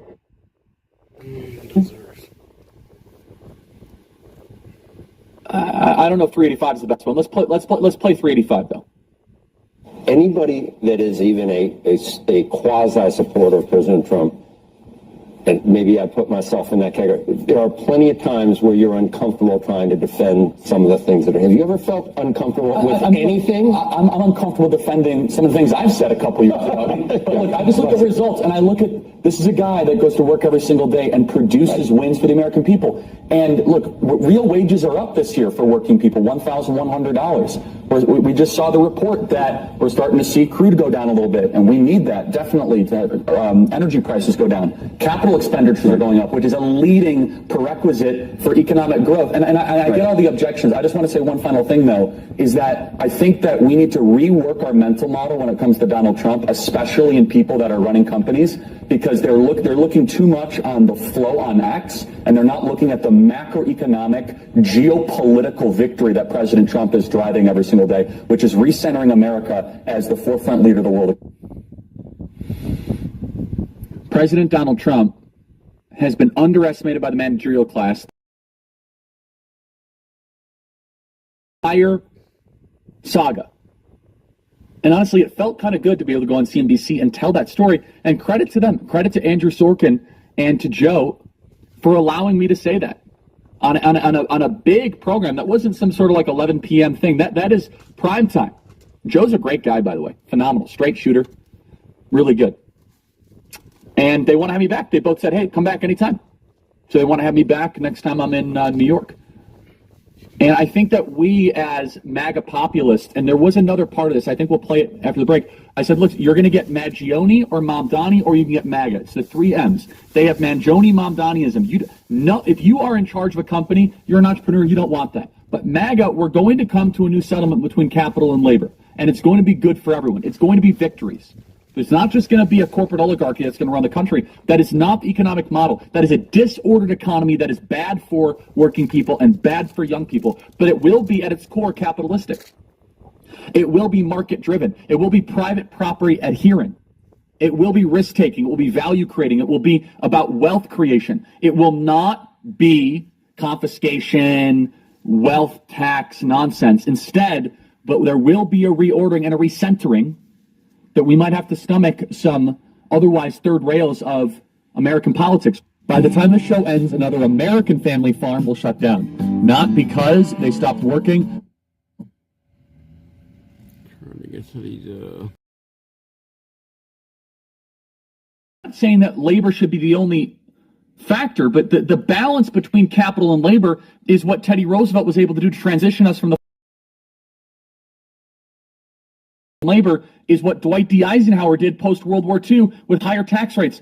You cannot be ideological about this because that's why I started Donald Trump wants America to win. That is our guiding principle. We want wages to go up. We want home purchases to go up. We want church attendance to go up.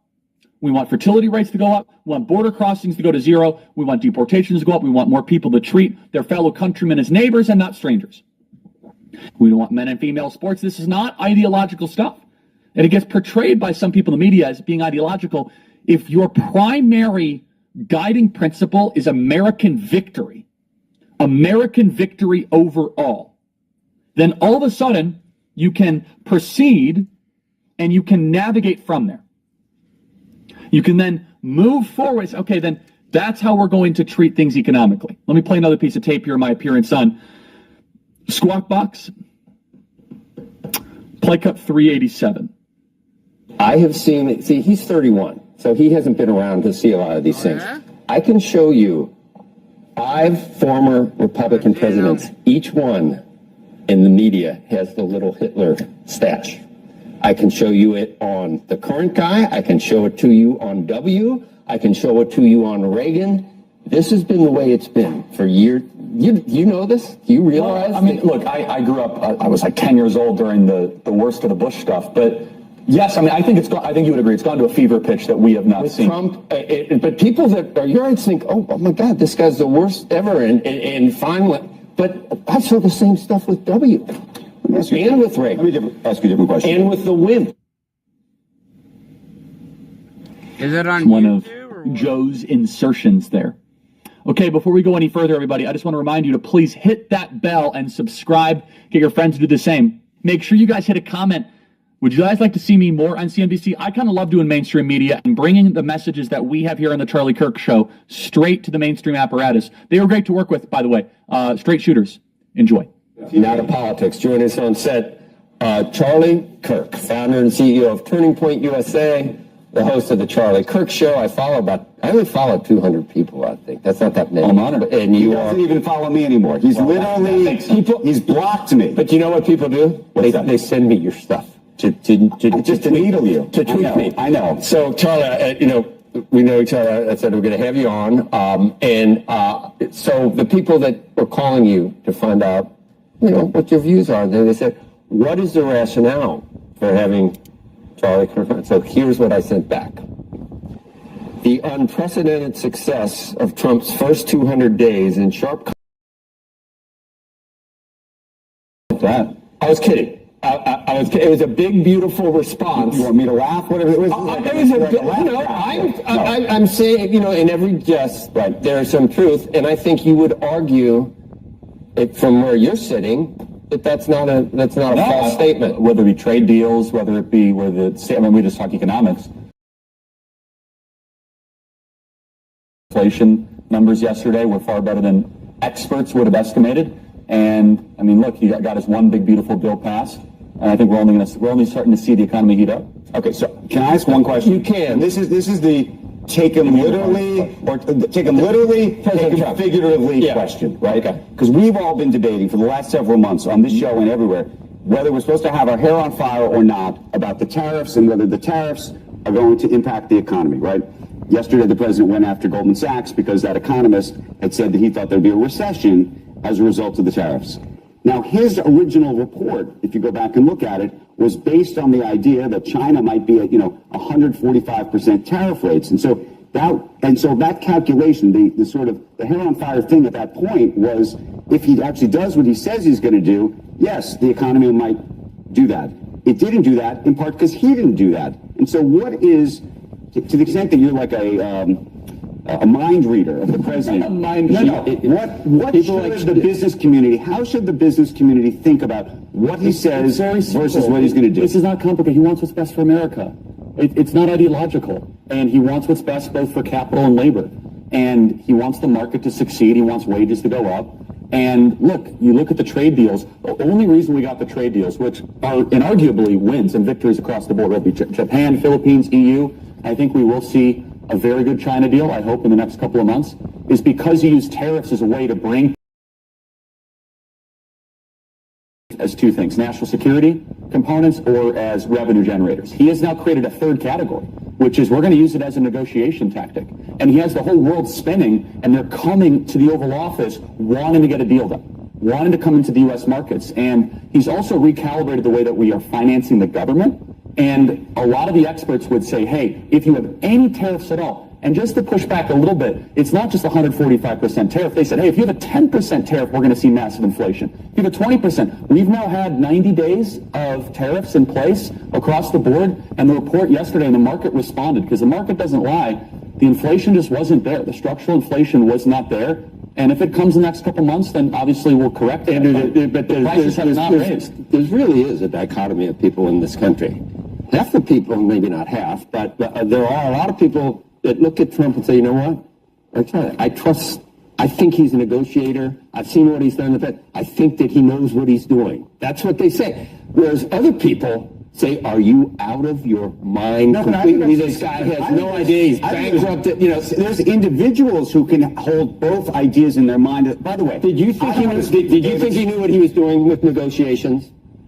I thought he might be able to art of the deal, create a deal. I didn't know how far he'd get. Because no one really thought we were staying at 100. No one thought we were going to stay at 140%. Look, the question from an economic perspective on tariffs is you may collect the tariff on one end, and the question.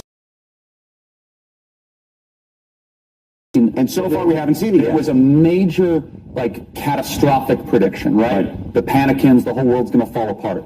And we just haven't seen that. And I think there does need to be a little contrition by economic ruling class, hey, back when we were saying this was going to be the worst thing for the global markets ever. It turns out what it has done is it recentered America as the center point of the world economy, that people wanted to invest in this country. And the best case scenario is that these countries... This is the quickest way to clear out stuck poop. The number one food for regular BMs, huh? Okay, let's see. Fastest way to clear out stuck. These countries, it's important to them that they continue to trade with us, and they're eating some of the tariffs, and they're not directly paying for it, but that's where the pain is. And I don't want to speak for him, but I'm going to make a bet that if David Solomon were sitting here today, this is the CEO of Goldman Sachs, right, that there's part of David that likes some of the policies that this president has put forward around taxes, more of them, not just some, most. Right. And I'm sure he hates the fact that he is called out by the president and told to go back to being a full-time DJ or whatever the president said yesterday. He is a good DJ. And so I think that's why I said it's not just that there's one side of the world that thinks one thing and one side of the world that I think that head. Charlie, and by the way, are confused. Your results on anybody that is even a quasi supporter of President. There are plenty of times where you're uncomfortable trying to defend some of the things that are. Have you ever felt uncomfortable with anything? I'm uncomfortable defending some of the things I've said a couple years ago. But look, I just look at the results, and I look at this is a guy that goes to work every single day and produces wins for the American people. And look, real wages are up this year for working people, $1,100. We just saw the report that we're starting to see crude go down a little bit, and we need that definitely to have energy prices go down. Capital expenditures are going up, which is a leading prerequisite for economic growth. And I get all the objections. I just want to say one final thing, though, is that I think that we need to rework our mental model when it comes to Donald Trump, especially in people that are running companies, because they're looking too much on the flow on X, and they're not looking at the macroeconomic geopolitical victory that President Trump is driving every single day, which is recentering America as the forefront leader of the world economy. Okay, I got a different one for you. So he just installed a new person at the head of the Bureau of Labor Statistics. Somebody who's part of the Heritage Foundation, part of Project 2025. So by default, there are some people, mostly probably Democrats on the left, who say this is going to politicize the numbers. The president says the numbers are rigged to begin with. You know where I'm going with this, right? And the question is how you can create credibility around those types of roles and whether there are people that he could appoint to those kinds of roles. Okay, let's do that. And then the other piece is the role of, quote, experts and expertise. Because I think actually one of the things that's happened is people who thought that they were experts or had experience doing this, right? So in the Bureau of Labor Statistics, the people who historically did this worked in research and did polling for years and years and years and years and years.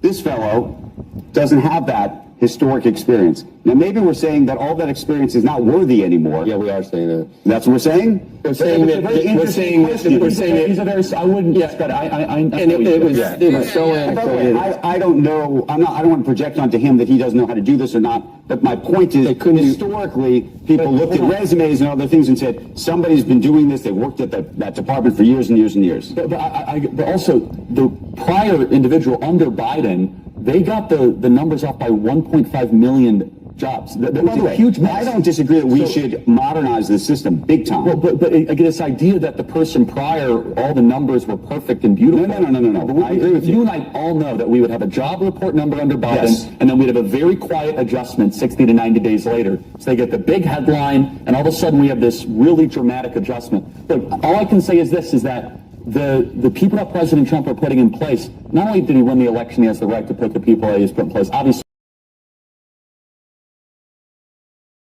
he deserves to have people that are not cooking the books, that are not trying to undermine him, and there is a track record of people that try. On that score, I think Joe and I would agree, we don't believe that the books themselves were being cooked for political reasons. You may disagree with that, but I would say even the new guy who's gotten in this job is saying, look, the quarterly numbers are right. Because he's saying, look, maybe we'll suspend the monthly numbers temporarily. The quarterly numbers we think are accurate. We don't think the monthly numbers are accurate because of this delay in terms of when things are coming in. But if the quarterly numbers are right, that means that they're not being politically skewed. It means that ultimately what's really happening is we just need to modernize the system itself. Outside of the political intent, and it's not worth our time to dive into it, is that the prior individual in that job was off by 1.5 million jobs. So the point is that we get all these headlines every month. You and I both know. Monthly job report exceeds expectations. And so much of the economic news is driven at times from things that are way off the target. So I support the president recalibrating. One thing that I support the president trying to fix the BLX to the Andrew, of course, let's get to the truth. We want the truth. There's some truth in all these things, and some of the people that President Trump has picked for key posts may not be conventional, and you've heard they go crazy with Hegseth. They go crazy with a lot of these people that don't have the experience, and that's a very interesting question right now. But we didn't hear anything in previous administration. Pete Buttigieg, Department of Transportation, can't build a single charging station. Jared Bernstein was on yesterday. In music and liberal arts. He had been doesn't matter. These administrations pick people that they want that are maybe they're loyalists, maybe they're going to spearhead whatever. Jared is an economist. He's been in that business for years. He's not a trained. And I agree that he did not explain the basics of how the Federal Reserve works. I didn't go to college. He couldn't explain the basics of how a bond. Yes, literally. He was like, "Well, I think there's." Jared did not cover himself in glory with that video.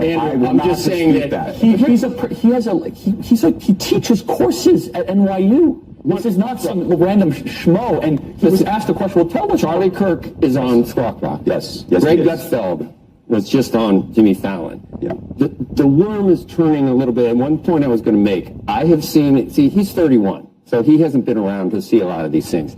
I can show you 5 former Republican presidents, each one in the media has the little Hitler stash. I can show you it on the current guy. I can show it to you on W. I can show it to you on Reagan. This has been the way it's been for years. You know this? Do you realize? I mean, look, I grew up, I was like 10 years old during the worst of the Bush stuff. But yes, I mean, I think I think you would agree. It's gone. I think, oh my God, this guy's the worst ever. And finally, but I saw the same stuff with W and with Reagan. A more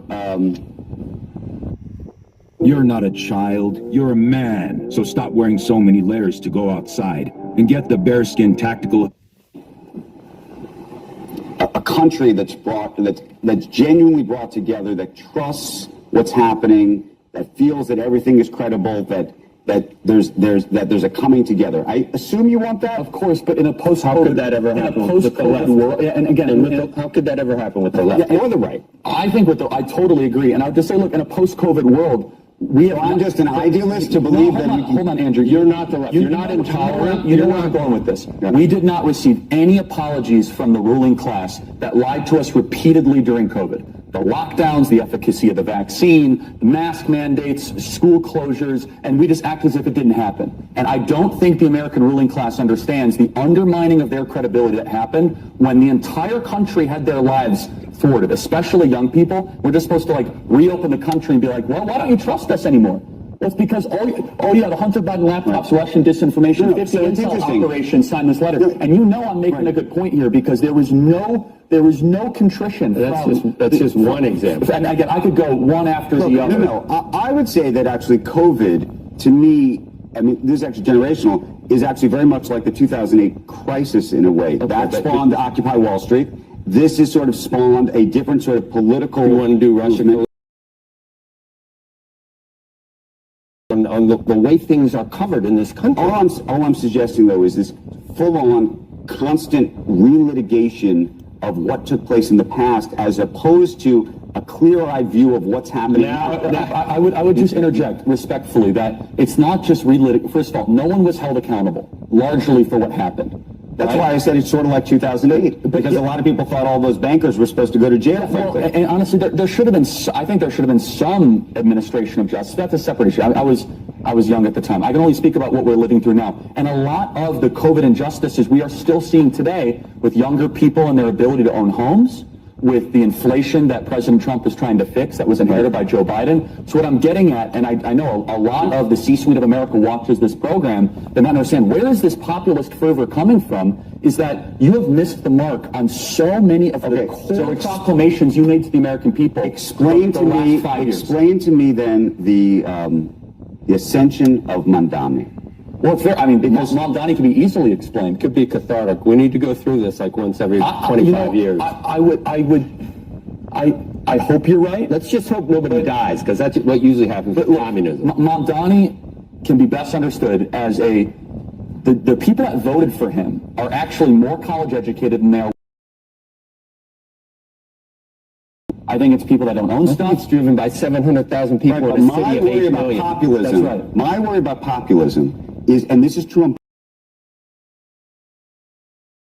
that effectively voters get lied to. They get lied to about what the politicians can actually do for them. That's what populism actually is. But the technocrats have been lying to us. It's not like this idea that populists and the like. President Trump's the one that's actually kept his promises. He said he was going to secure the border, and he did. He said he was going to appoint the people to the Supreme Court. But I would just say, beyond Mamdaniism, the thing I want to caution your audience is you're going to get Maggioniism.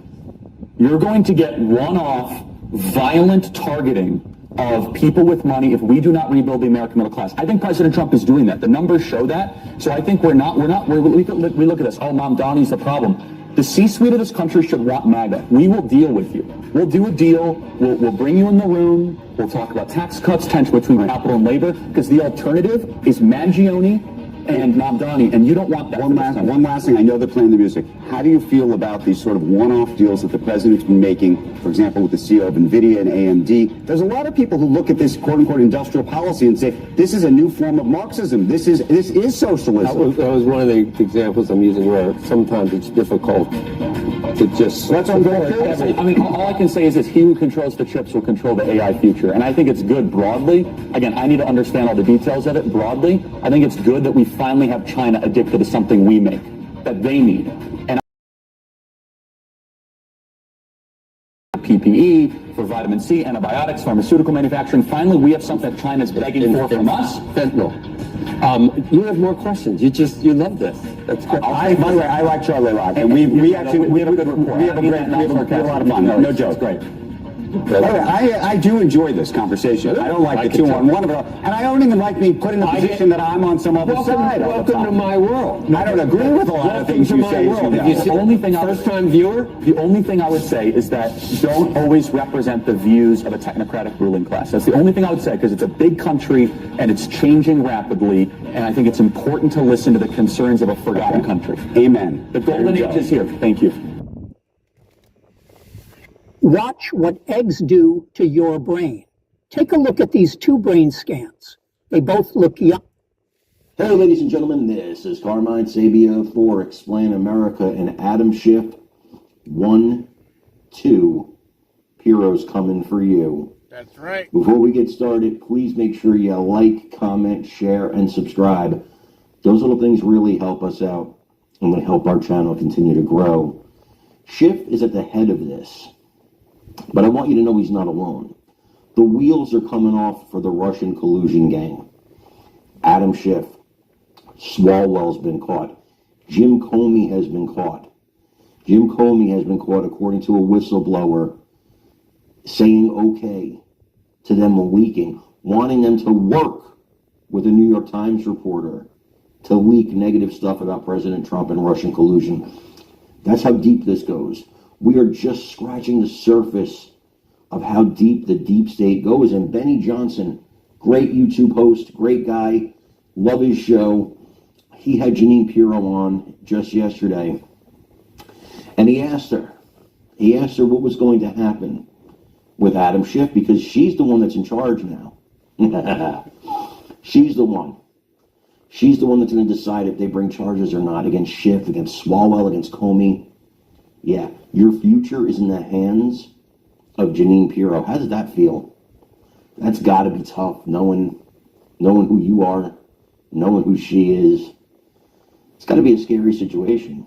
But Jeanine Pirro answered the question candidly, and I think if you listen to what she says, you'll know exactly what's coming for Adam Schiff. I want you to watch this and let me know what you think in the comments. I know that you're up against a hard out and you have the most important job in the world right now, but I have to ask about, let's just call it a little more white-collar crime, if you would. Brett Tolman, as you know, was just on, and he was begging me to ask you this question. So if you would allow me just a few more minutes. Okay. So that's the low-level crime, and we're here with you, and we hope that you get rid of all of it from top to bottom. Adam Schiff, today, there was an FBI 302 that has now been declassified by Cash Patel. It's gone to Congress, and it's about Adam Schiff leaking classified information. It's a whistleblower from his office, and the documents are here and they're public. And Brett Tolman is saying, well, you listen, only the U.S. Attorney for Washington, D.C. can make a decision on. Have you reviewed these documents? Are you familiar with the Adam Schiff's and the criminal conspiracy to leak against President Trump? Do you plan on investigating? You know what, Benny? I think you know that this is my wheelhouse. And the difference between me and some other people is that I don't talk about what I'm investigating. I don't talk about what I'm doing. When I have the evidence, when I have enough to go forward, you will hear from me loud and clear. Oh, yeah. You don't play games. That we know, and that the entire audience knows. Everybody must follow someone who I believe has a charge from God, actually, to clean up our nation's capital. The great Jeanine Pirro, the U.S. Attorney for Washington, D.C. Follow her here at her official account. And I think she has millions more on her personal account. But let's make sure that her official U.S. Attorney account gets millions of followers here. She's doing the work to clean up our nation's capital so that it can be a place that all Americans can be proud of. Godspeed. Thank you. Thank you, Benny. God bless. Bye-bye.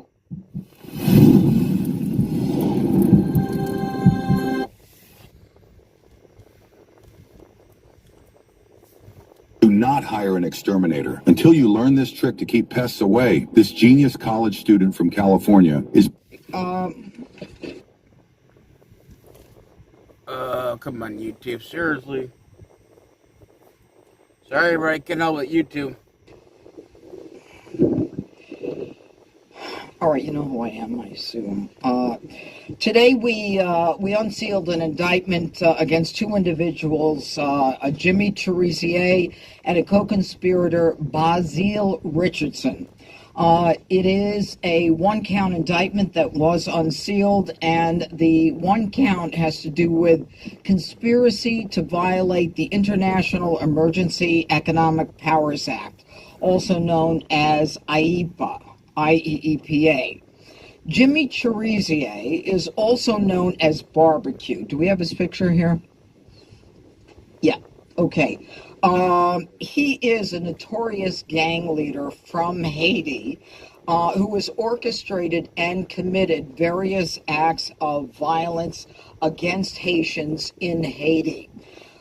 He was sanctioned in 2020 by the United States government under the Global Magnitsky Human Rights Accountability Act. And that is an act that has to do with the president having the authority to sanction globally anyone who was involved in human rights abuses. Now, Cherizier is also known as Barbecue, and his indictment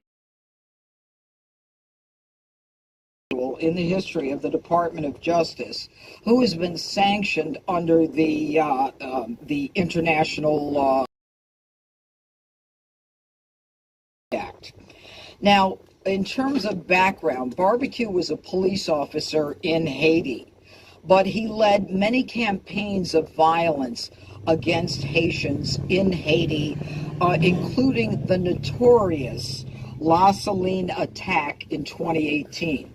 Notorious because he both planned and participated in the killing of approximately 71 Haitians. It is a turf war that has shocked the human rights activist in the world. His co-defendant, Bazile Richardson, grew up in Haiti with Cherizier. He is a naturalized U.S. citizen who is living in North Carolina.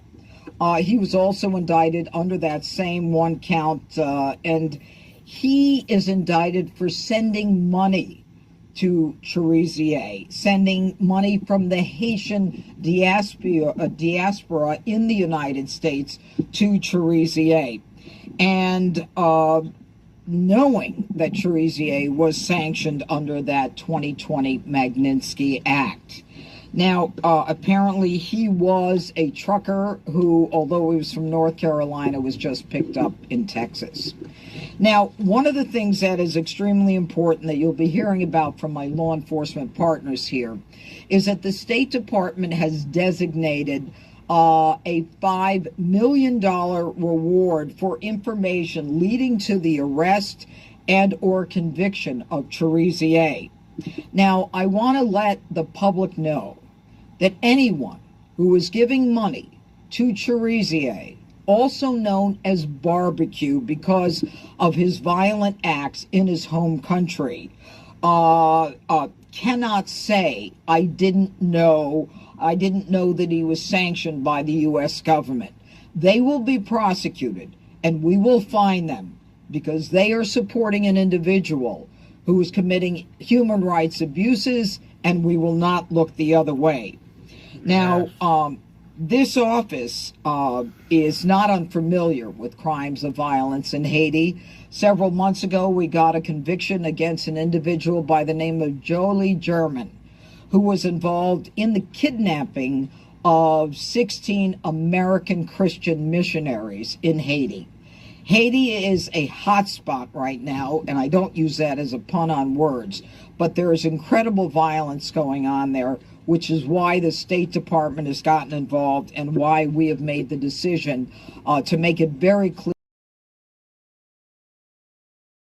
if you give money to Cherizier. Now, I'd like now to call upon my partners, Acting Assistant Director of the FBI, Darren Cox. $5 million reward? Watch what salt does to your body. This 7-second artery flush could save your life. Even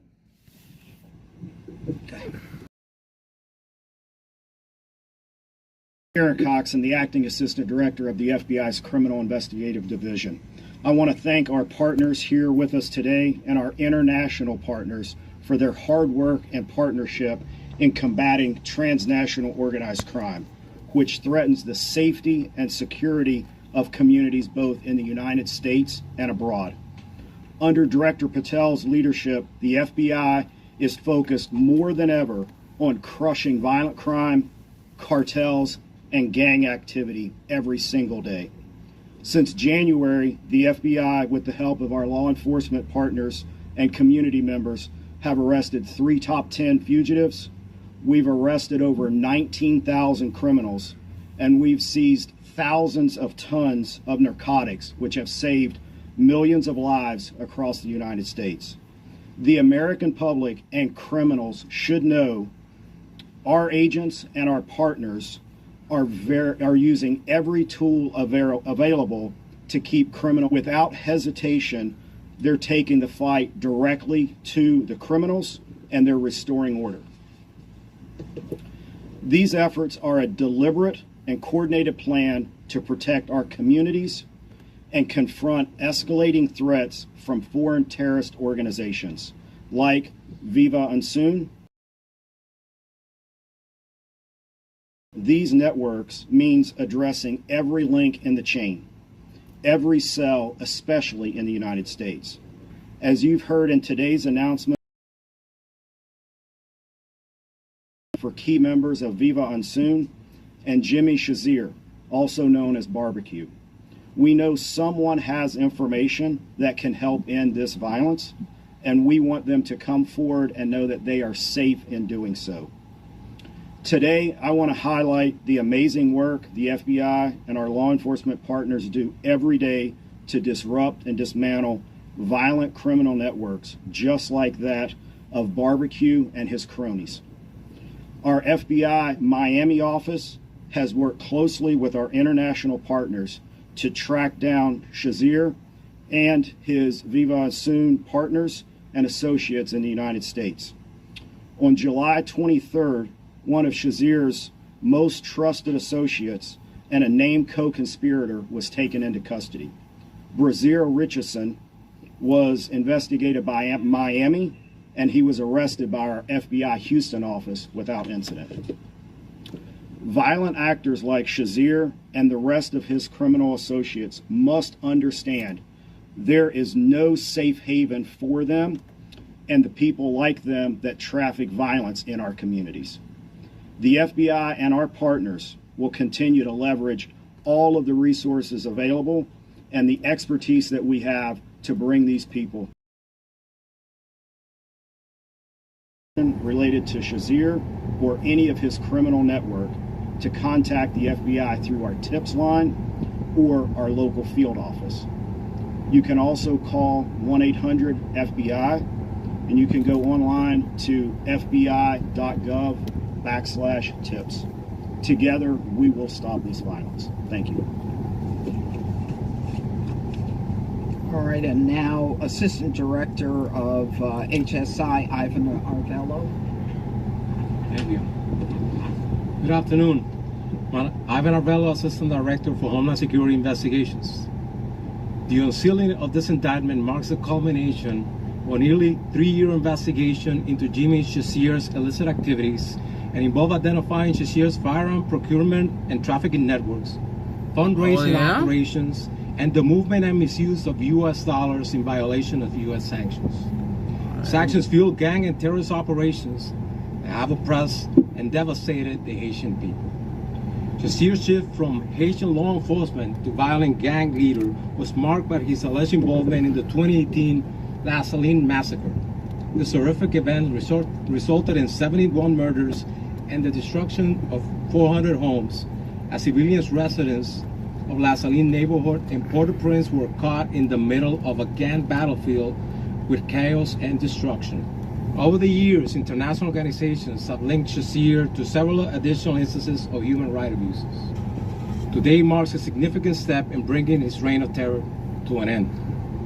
It's a principal investigative component of DHS, responsible for investigating, disrupting, and dismantling transnational criminal exploit the customs and immigration laws of the United States. HSI worked with our federal partners to identify Shazir's various methods and networks, using U.S. assets and financial institutions to fund this gang, procure weapons of war, and extend its power. This type of investigation falls under HSI's counter-proliferation and export enforcement mission to detect, disrupt, and dismantle illicit procurement networks operating on behalf of foreign adversaries, terrorist groups, and transnational criminal organizations. These criminal groups utilize complex strategies to acquire American weapon systems, sensitive technology, financial assets, and other resources to commit crimes across the Gulf, endangering Americans both domestically and abroad. This case has been a great example of federal law enforcement agencies working together to leverage each other's strengths and unique authorities in furtherance of a common goal: promoting national security and pursuing a barbaric warlord who use our nation's resources to commit acts of violence and terror. I'd like to extend my most heartfelt thanks to our federal law enforcement partners at the FBI, the DEA, the ATF, the Department of State, the U.S. Attorney's Office for Washington, D.C., and the Department of Justice National Security Division for the invaluable partnership and relentless efforts in making this indictment happen. Thank you. Good afternoon. Watch what magnesium does to your bowels. If you have to wipe more than 4 times after you poop, here's... Thank you. Good afternoon. And finally, Chris Landberg, State Department Senior Bureau Official. Good afternoon. Thank you, U.S. Attorney Bureau, for hosting us. Thanks to our law enforcement partners. And I'm Chris Landberg. I'm the Senior Bureau Official of the Bureau of International Narcotics and Law Enforcement How's the sound, everybody? Department. We're known as INL. Today, the Department of State, along with our federal law enforcement partners, is taking action good. Give it a thumbs up. the It was terrible. Protect the American people down. and protect the hemisphere from foreign terrorist organizations, or FTOs. The Department of State is announcing a reward offer of up to $5 million for information leading to the arrest and or conviction of Haitian gang leader Jimmy Cherizier, also known as my colleagues have said, by the name Barbecue. And there's a poster right here related to this reward offer. We're offering this reward for Cherizier under the Transnational Organized Crime Rewards Program because he is the leader of Vive Ensemble, which was designated by Secretary of State Rubio as an FTO and specially designated global terrorist organization in May of this year. As Secretary Rubio declared in his designation announcement, the age of impunity for those supporting violence in Haiti is over. We seek the public's help in bringing Cherizier to justice for not only the people of Haiti, throughout the hemisphere, including affecting the United States. His reign of terror and mass violence against Haiti must end.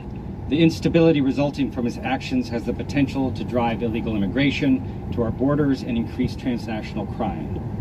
The State Department will continue to apply its tools, including rewards programs, to combat the scourge of transnational organized crime and associated violence, and especially to stop the worst of the worst criminal ringleaders threatening the people of our hemisphere.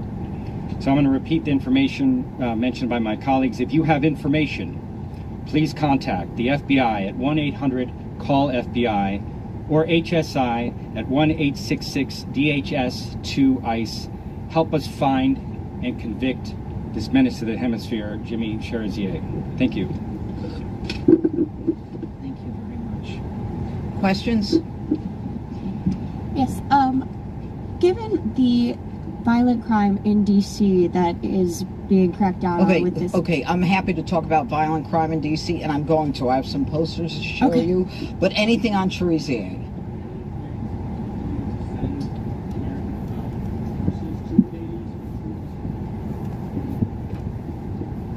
Yeah. So the U.S. government, in a collaborative fashion, is supporting both the Haitian National Police and the multinational security support mission to help stabilize Haiti and create the conditions conducive for the holding democratic elections in the country. That is what we are doing. We are doing this mainly through foreign assistance and through technical assistance from our law enforcement partners. That is the strategy of the U.S. government right now. So the point of the rewards offer is to get information about these individuals, and then we are working very closely with Haitian National Police. So that is one of the mechanisms. If we can get information, the individuals can get up to $5 million. Our U.S. law enforcement colleagues will work with Haitian National Police and will arrest this individual and incarcerate him.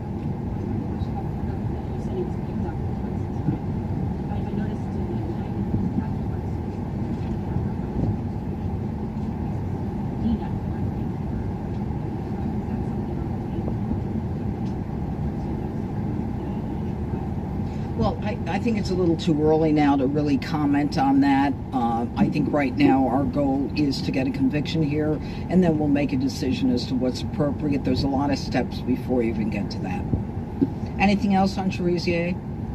Do you plan to indict other Haitian gang leaders? Is this just the beginning? And do you have any sense of where he might be? If we knew where he was, I wouldn't tell you. I'd go over there myself. No. Right. Hello, dumb question. We certainly have we can get from the public. We don't have him in our custody. That's all I can say right now. Do you want to add anything to that, guys? Okay. All right. Greg, anything? All right. Thank you, gentlemen.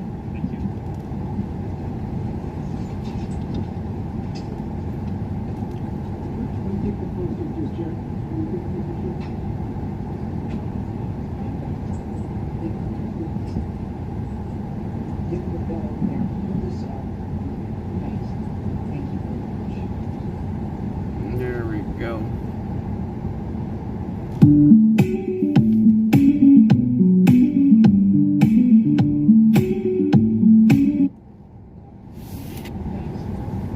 $5 million, man. That'd be good.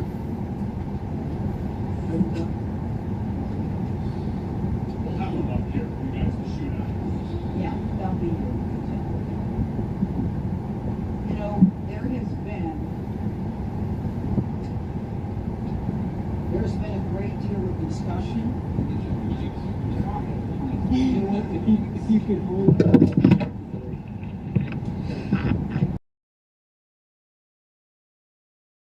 District. And the other day, I wanted to get a sense of what is actually happening in the District of Columbia. I asked for the number of teens who have been shot and killed by gunfire. Teens, everyone under the age of 20. As you can see, in 2024, we have, I believe I said it was, how many? Yeah. As you can see, in 2024, we have 29 individuals who were shot and killed in the district, all teens, some as young as 3 years of age, okay, because of gunfire. Some of these cases are solved, some of them are not solved. But what this makes clear to me is that there is a whole community that is suffering because of the violent crime in this district. And anyone who wants to tell me the crime is down and that we don't need an emergency focus on crimes of violence, all they need to do is take a look at this and talk to the loved ones and the family members of these individuals, all shot and killed long before their time.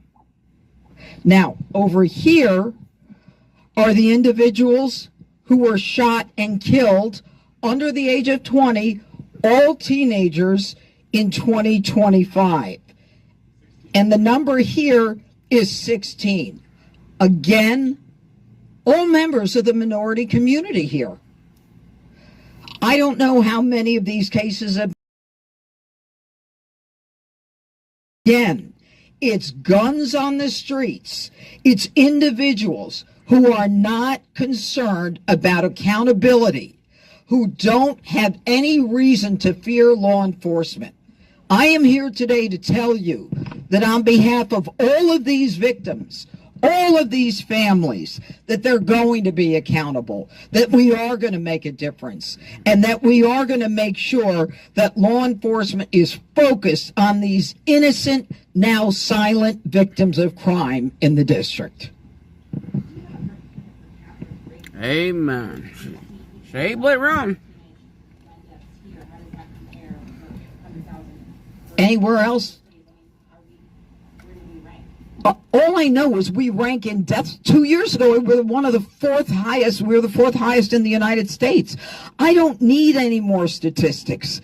All I need are people to recognize that these were vibrant human beings cut down because of illegal guns. I guarantee you that every one of these shootings was with an illegal gun. All right. And I guarantee you that every one of these individuals was shot and killed by someone who felt that they were never going to be caught. And I want to send a message that we are going to catch you, that we are going to change the laws, that if you're 14, 15, 16, 17, we're going to bring you into the justice system. No more of this D.C., council, if they're under 16 or if they're under 19 or if they're under 25, we'll give them probation. No more. I'm done with that. It's guns on the... that you face and you're just talking about right there, but what can you conceivably do as the D.C. U.S. Attorney to address those laws, address the D.C. crime lab, which is not accredited, and also at the same time address some of the prosecutorial issues you talked about? Okay. Those are great questions. Number one, the D.C. Crime Lab is now accredited and validated very recently. So Dr. Diaz has communicated that to us, and we are working with the D.C. Crime Lab. Our concern is making sure that we have enough people who are able to analyze the DNA and all of the testing that we need to have done. That's number one. Number two, as it relates to prosecution, I have been very clear that Title 16 is not enough. Under Title 16, if you are 16 or 17 years of age, we can get you for rape 1, murder, robbery 1, burglary 1. But if you shoot someone and don't kill them, I don't have jurisdiction. It goes to the Attorney General, and the focus is family court rehabilitation. Now, I was a family court judge in New York for a short period of time. The mission there is not punishment, it's rehabilitation, as evidenced by, do we have those posters? Yeah, we had a poster with what you get is yoga, and you get ice cream socials in family court. Well, I'm done with yoga and ice cream socials. We've got to change the law to bring them into the justice system. Yep. We've got to get rid of the 3 statutes or 3 laws passed by the D.C. Council. Number 1 is the Youth Rehabilitation Act, where you basically say with the Youth Rehabilitation Act that what we're going to do is we're going to say, if you're sentenced and you're under the age of 25, that the judge can give you probation irrespective of what the crime is. That's nonsense. And that's why a judge, and you're tired of hearing about me say this, that's why a judge gave a 19-year-old 2-3 weeks ago, and I wrote an op-ed piece, gave a 19-year-old probation, and I understand it's 2 years probation to go to college with no mandate, for getting on a public bus with an illegal gun, shooting an individual in the chest, which to me is intent to kill. And he walked away, after we convicted him, he walked away with no jail time. If that's what you want, Do you know what apple cider vinegar does to your liver? Watch this. This one organ can make a woman's belly big and stick it. Our program is back, and it's going to be bigger and bolder than ever, providing more support. The Incarceration Reduction Act that the D.C. left-leaning council passed says if you're 25 years old and you were sentenced to 15 years as a young kid for probably murder, even a serial murderer, we can let you out if you're 25. We can let you out because, not because you're rehabilitated, not because the offense wasn't that bad, but because we can. And that's gotta go. All right? And the third thing is record sealing. I go through all of the effort to get a conviction, and they want to seal the convictions. They want to say, we want to seal convictions after 5 years. If I'm a mother, and thank God my kids are older, if I'm a mother, I want to know if a nanny has an assault conviction. If I'm an employer, I want to know if this person has been convicted of larceny or petty larceny. Or if, say, I'm not in a public school, but I got a private, teaching a tennis group. I need to know if this guy's a predator, a pedophile. Everything about the D.C. Council's focus is defendant-oriented. I'm oriented to these people, and the people of the district are as well.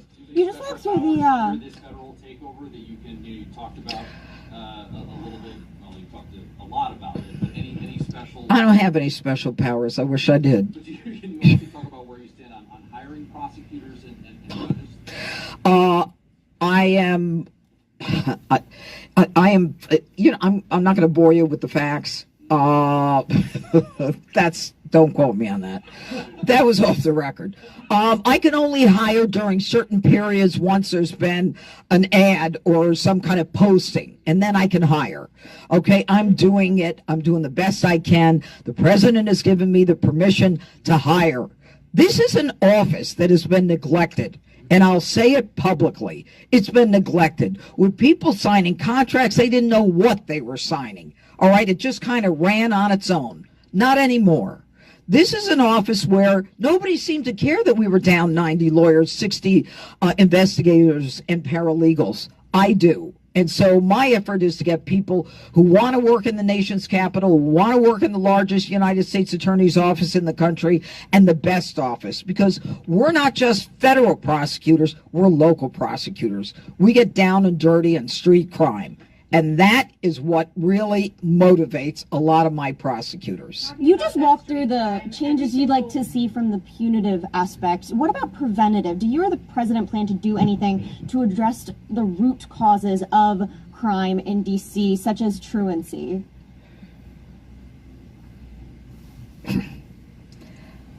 My job is to try to heal the victims and prosecute the criminal. Everybody else can deal with rehabilitating the individual. I honestly am not concerned about why they commit crimes. My concern is if they can. Victims of the crimes. That's my job as a U.S. attorney. Go ahead. But just follow up on that quickly. Is a felony one. And right Yeah. now, D.C. Superior Court judges are scheduling felony one trials in 2027, in part because there are 13 vacancies right now that's going to grow in January. The president has only nominated one D.C. Superior Court judge. It's a process that takes a while with Congress because of D.C.'s rules. Have you talked to the president about this? Is the White House moving forward with more nominees? You're going to need these judges to get these done. As recently as yesterday, I spoke with the president, and I have spoken to the president before about these vacancies. The president wants these vacancies filled as soon as possible because, like everyone in this room, it's common sense. It's not fair to the victims, to the families. It's not fair to the defendant. Why should the defendant who's charged with a crime have to live with a case for 3 years because there's not enough judges? We're all on the same page about what makes sense and what's fair. And so we're working on that. There's a whole thing with the Judicial Nominating Commission, and then they have to get approved, and then we have to get the Senate to approve. When can we expect step one? You can ask the Senate. No, the names from the president. He has to know. When can we expect names? Soon. Very soon. Weeks? Soon. By the FBI. Okay, you're out of time? That means he's had enough. Goodbye. Thank you. I want you to report on But this. you said it's guns. important. You said it's guns on the street that's causing this problem. Are you concerned that the DOJ's funding cuts to gun violence prevention programs undermine the effort? Stop it. We are putting all kinds of resources onto the street. But what about the gun aspect of the gun violence? Thank you, guys. Thanks. Martin issued a press release hailing the drop in crime rates at the end of it. What changed? It's never enough. This changed. This changed. It's never enough. You tell these families crime has dropped. You tell the mother of the intern who was shot going out from McDonald's near the Washington Convention Center, oh, crime is down. You tell the kid who was just beat the hell and back with a severe concussion and a broken nose, crime is down. No, that falls on deaf ears. And my ears are deaf to that. And that's why I fight the fight. Thank you. She don't play around. Ready to lose the hat and regrow the hair? With Choose by Hims, you can regain your hair and your confidence. He's taking over the D.C. City Police. We cannot prosecute and arrest our way out of it. You don't think more police make streets safer? No, Joe. I'm a black woman in America. I will not hire a Republican. Donald Trump has deployed approximately 800 National Guard troops to the Washington, D.C. area to crack down on crime, and Democrats are furious. I haven't seen this many freak out videos since the election, so we have a lot to get into. Would you be so kind to make sure that you're subscribed? It's August 11th. I am outside Union Station in D.C., where folks on the ground are telling me that they are about to start rounding up unhoused people tonight. The folks here at the encampment in front of Union Station are handing out these whistles to give to unhoused folks. That way they have a way to call for help if they are kidnapped by federal law enforcement. So if you're in the area and able to swing by right in front of Union Station, they have tons of these. Bring them back to folks in your community so they have a way to call for help. If you are not in DC, I'm going to tag Free DC Project. They are an excellent organization helping the community here locally. Definitely follow them, support them if you can, and help spread the word, because this is how a fascist authoritarian regime starts. So I will be on the ground in DC reporting on on the shit show happening. So stay tuned. I totally get the desire to want to completely disregard everything she said because she's wearing a septum piercing. But if we are to focus on the content, what is handing a whistle to people going to do for them? And does she actually expect the community of Washington, D.C. to put their own lives in? This is the same exact thing that they tried to do by screaming La Migra to warn illegals about ICE. And guess what? It never caught on. So I want you guys to let me know in the comments whose plan is better for our nation, handing out whistles to homeless people or Caroline Levitt's plan, which you're going to hear right now. Homeless individuals will be given the option to leave their encampment, to be taken to a homeless shelter, to be offered addiction or mental health services, and if they refuse, they will be susceptible to fines or to jail time. Again, these are pre-existing laws that are already on the books. They have not been enforced, which is part of the reason for this federalizing of the National Guard, to bring in this assistance for law enforcement. While we are targeting criminals and trying to remove criminals off of the streets, we also want to make DC safe and beautiful, and that involves removing mentally disturbed individuals and homeless encampments as well. Either of those options are better than what the Democrats want, which is they want them to be sleeping in the same exact place with the same exact people taking the same exact drugs and more people getting involved. Oh, but don't worry, now they have whistles. I simply don't understand why Democrats would be against this. Maybe it's because they have been told that crime is actually down in Washington, D.C. And I wonder then how they could explain toothpaste being locked up or just an entire store that has been robbed. I blame the system. Many questioning why kids aren't being held accountable. Democrats are so unhinged that this man threw a $5 foot long at a National Troop Guard.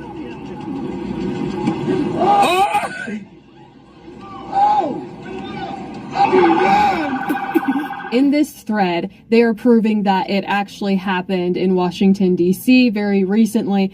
Regardless, nobody should be that disrespectful to our law enforcement. Also, if D.C. is such a safe place, then why was somebody that we know attacked?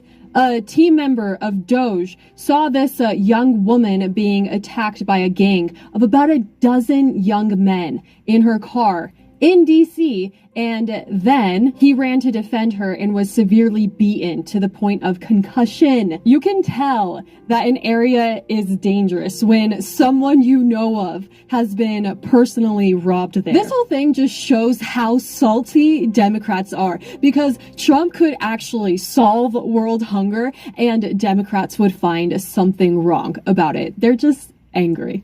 I will not hire a Republican. I will not do business with a place that employs Republicans. I will not allow a Republican in my home. To a predator for $1. What? Why would you go into a place that hires these people? They have literally said that they don't believe in reality, they believe in alternative facts. You're going to let someone who believes in alternative facts do your taxes? You're going to let someone who believes in alternative facts cook your food?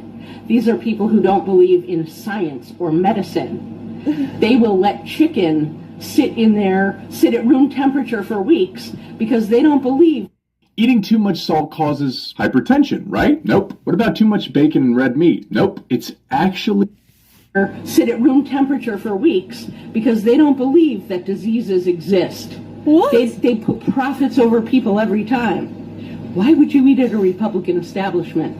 Why would you let your kids go there? She literally just made up a bunch of stuff and then claimed that Republicans do that. There has never, ever, ever been any proof or stats. Like I said, the own DOJ website said that crime is at an all-time low. But all Trump had to do was open his mouth and say, crime is horrible, so I'm going to put out the National Guard. And you all believed it. He has done so many things that literally copy the playbook of the mustache man in the 30s. And you all just want to choose to ignore it.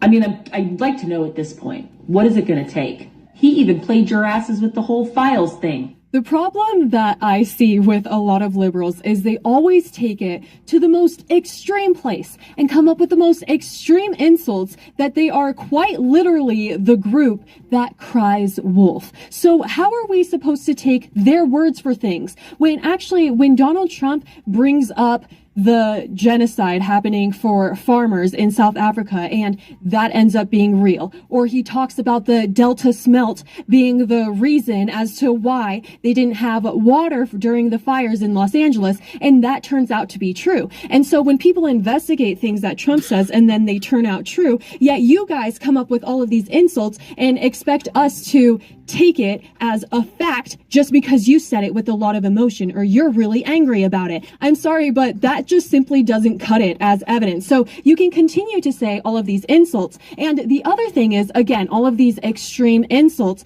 constantly comparing Trump to Hitler and all of this focus on Nazi Germany. There's so much focus on it that it makes me think that if there was something that we weren't paying attention to or that we should be worried about, something that was going to come out of left field, it definitely wouldn't be that, because you guys keep on bringing it up. So I'm sure that we have a different problem in our world, right? My name is Taylor. I drove from Missouri to Alcatraz, and I made a bunch of connections there while I was there. And we are hearing from detainees who are communicating with their family members that for the past 48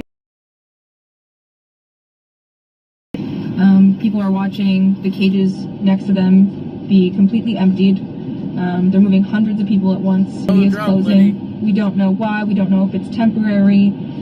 But people are being scattered across detention facilities across the country. We don't know what's happening to them. They haven't even had the opportunity to have access to legal services yet. This woman has no idea what's going on, and she's trying to report on it. Don't know how to track them. They're not showing up on the ICE locator. There's nobody to call. I don't know how to help them. We need help.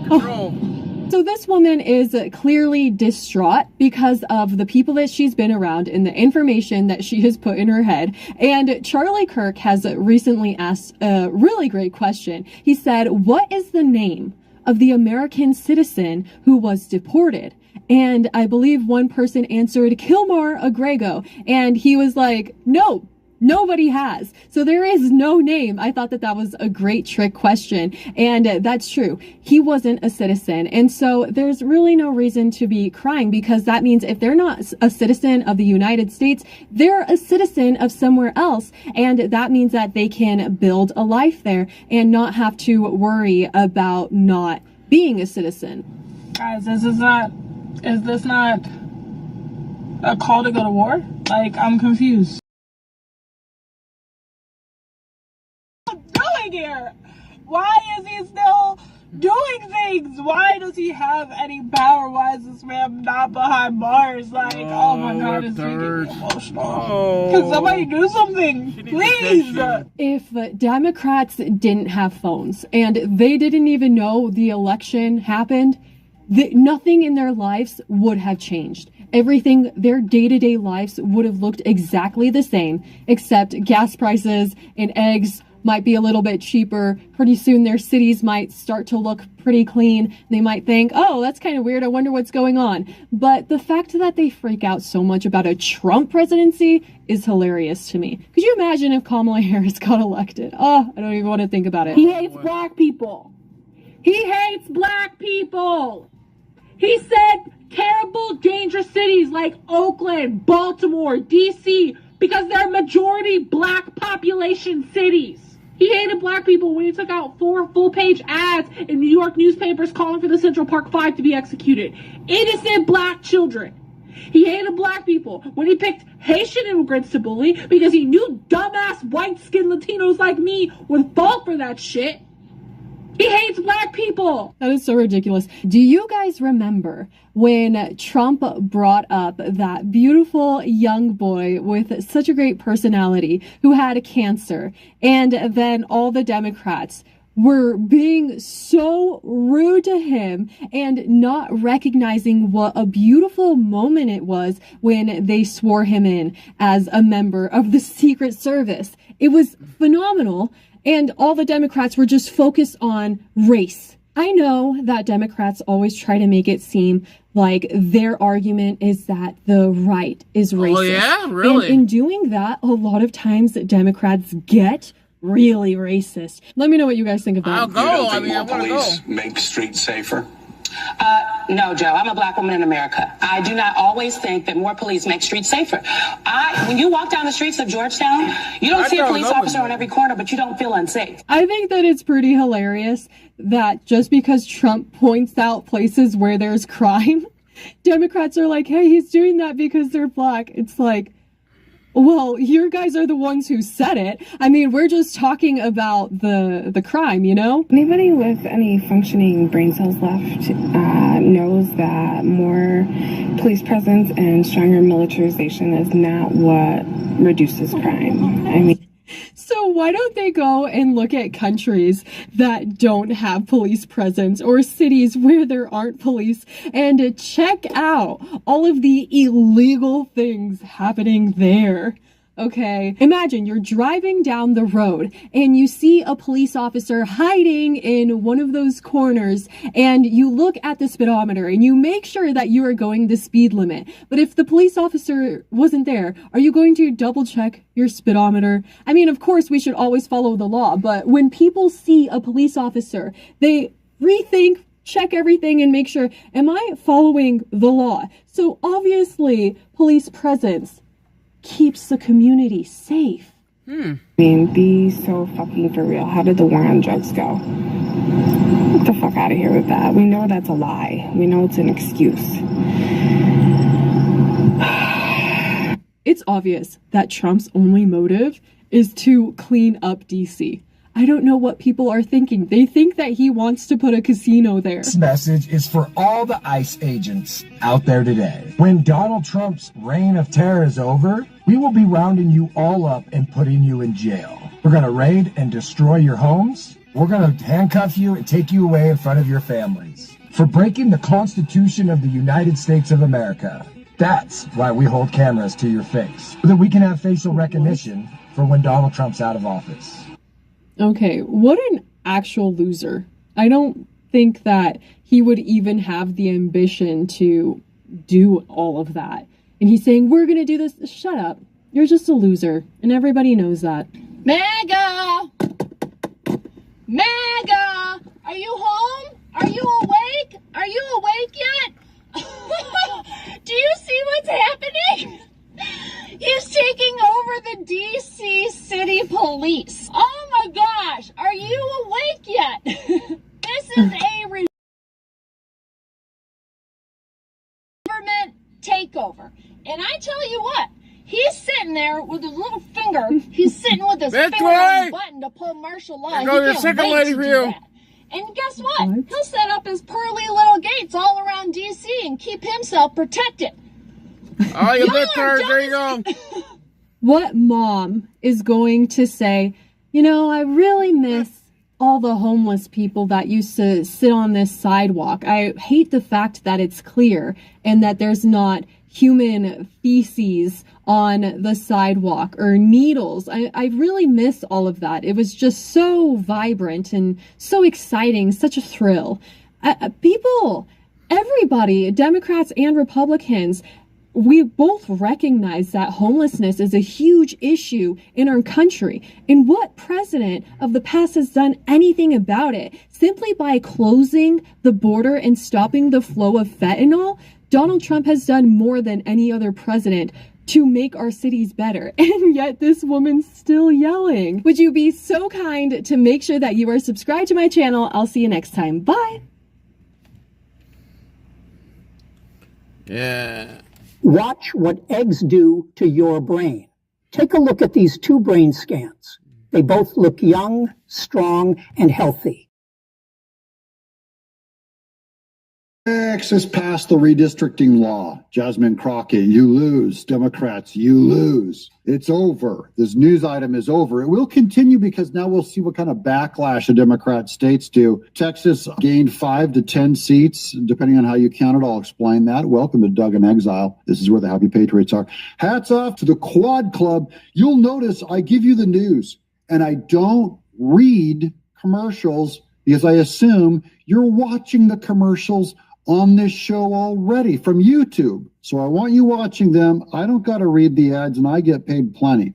And you don't need me reading more ads. Although if I did, I'd be reading My Pillow. Okay, let's get to the news, guys. This is going to be a great show. Really shows how strong Republicans are. Fight the fight, walk the walk, stay calm, no drama. Let the Democrats all do drama. They're going to walk out of this session, you'll see. Total crybaby drama does not win political and legal issues and votes and elections. It doesn't win. Republicans won this on principle. Let's watch. So here's the new map. This is End Wokeness posted this over on Twitter. Breaking: Texas Senate passes map that adds five GOP seats, eliminates five Democrat seats. So that is a 10-seat swing. You subtracted 5 from Democrats. Algebra there. You have the 0 in the middle. You have -5 and +5. That's a 10-point swing, helping Republicans.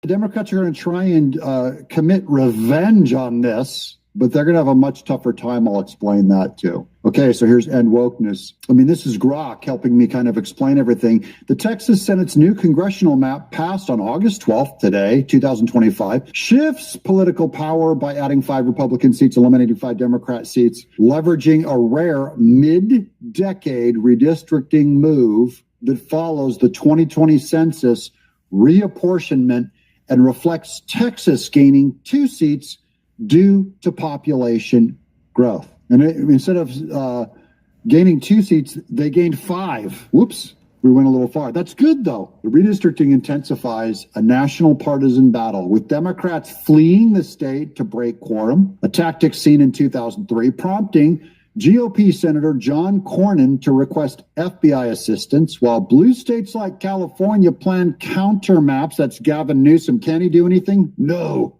it's coming up. Escalating a gerrymandering arms race, noted in The Guardian in 2025. Historical data from the Texas Legislative Council and Wikipedia shows Texas has redistricted 10 times since 1973, often favoring Republicans post-2003, with studies like those in the American Political Science Review 2011 confirming gerrymandering,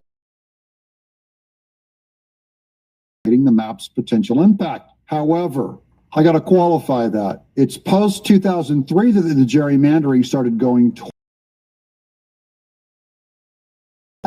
You had Southern corrupt Democrats who gerrymandered districts in a racist way against blacks. So the Republicans are just turning it back to fairness, and we're removing that Democrat racist redistricting is getting scrubbed out of the system. Now, here's the Democrats walking out of that quorum. Breaking: Texas Senate has officially passed the new U.S. House maps as Democrats stormed out of the chamber. The Dems are big bad. Now, all it needs is the House approval, also important, and Republicans will pick up potentially 5 U.S. seats and remove 5 Democrat seats. This is the video of the Democrats leaving the Senate floor, probably to go join a commune somewhere, or a yoga class. Wait, you know what? I'm in the way. Holy cow. Let me move me out of the way here. We'll go back. That's the Democrats on the low right. You'll see the lady in the fuchsia dress. Bottom, out in a tantrum. Look at all of them coming in from outside here. Let's go, guys. I'll show you where they're going in a minute. When we quit, you guys want to. Yeah, Texas should lose seats.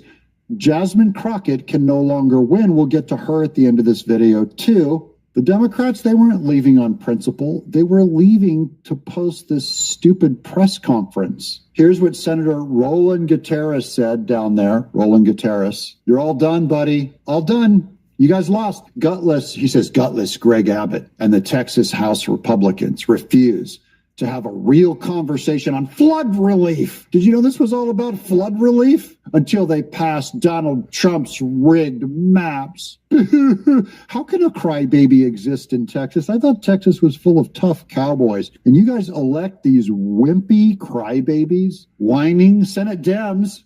Walked out today because it's time to stop playing political games and get SHIT done. This is how all these Democrats talk now. I don't like when Trump or anyone else uses the word SHIT in formal politics. I think they should act like gentlemen.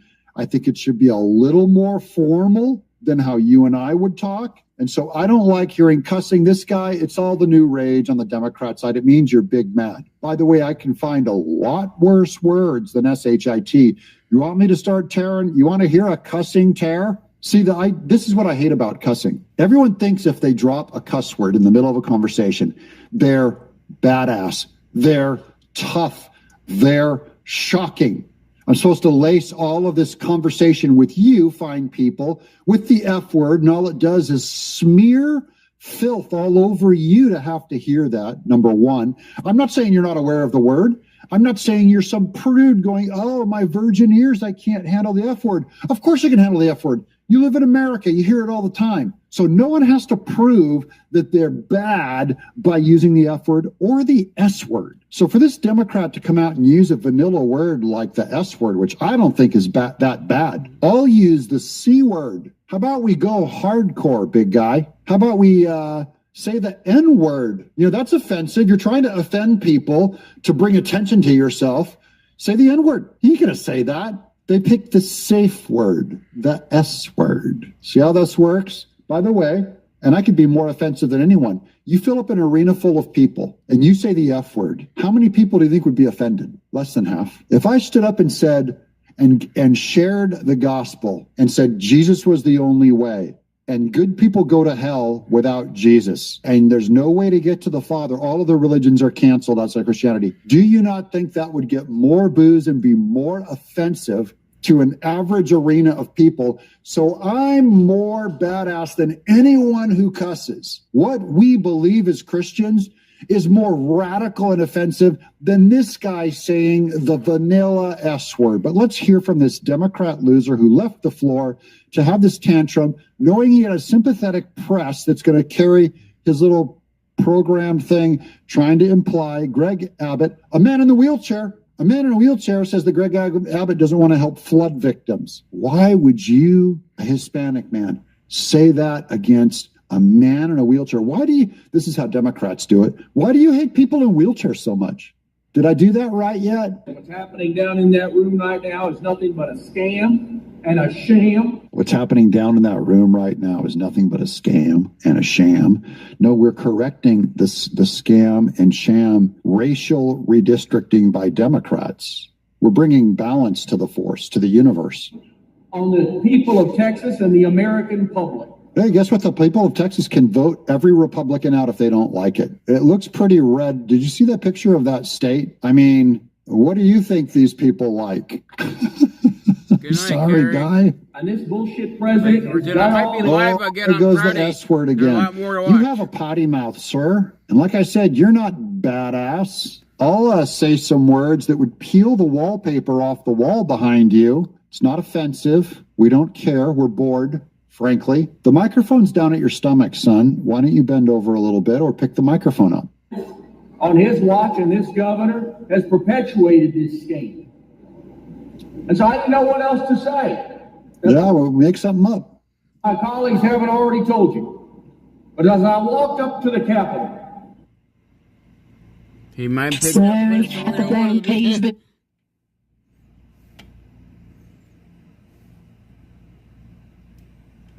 Before you open up the dirty window, let the sun illuminate. Capitol. And I looked up at the flag that stands above it. I saw the star on that flag.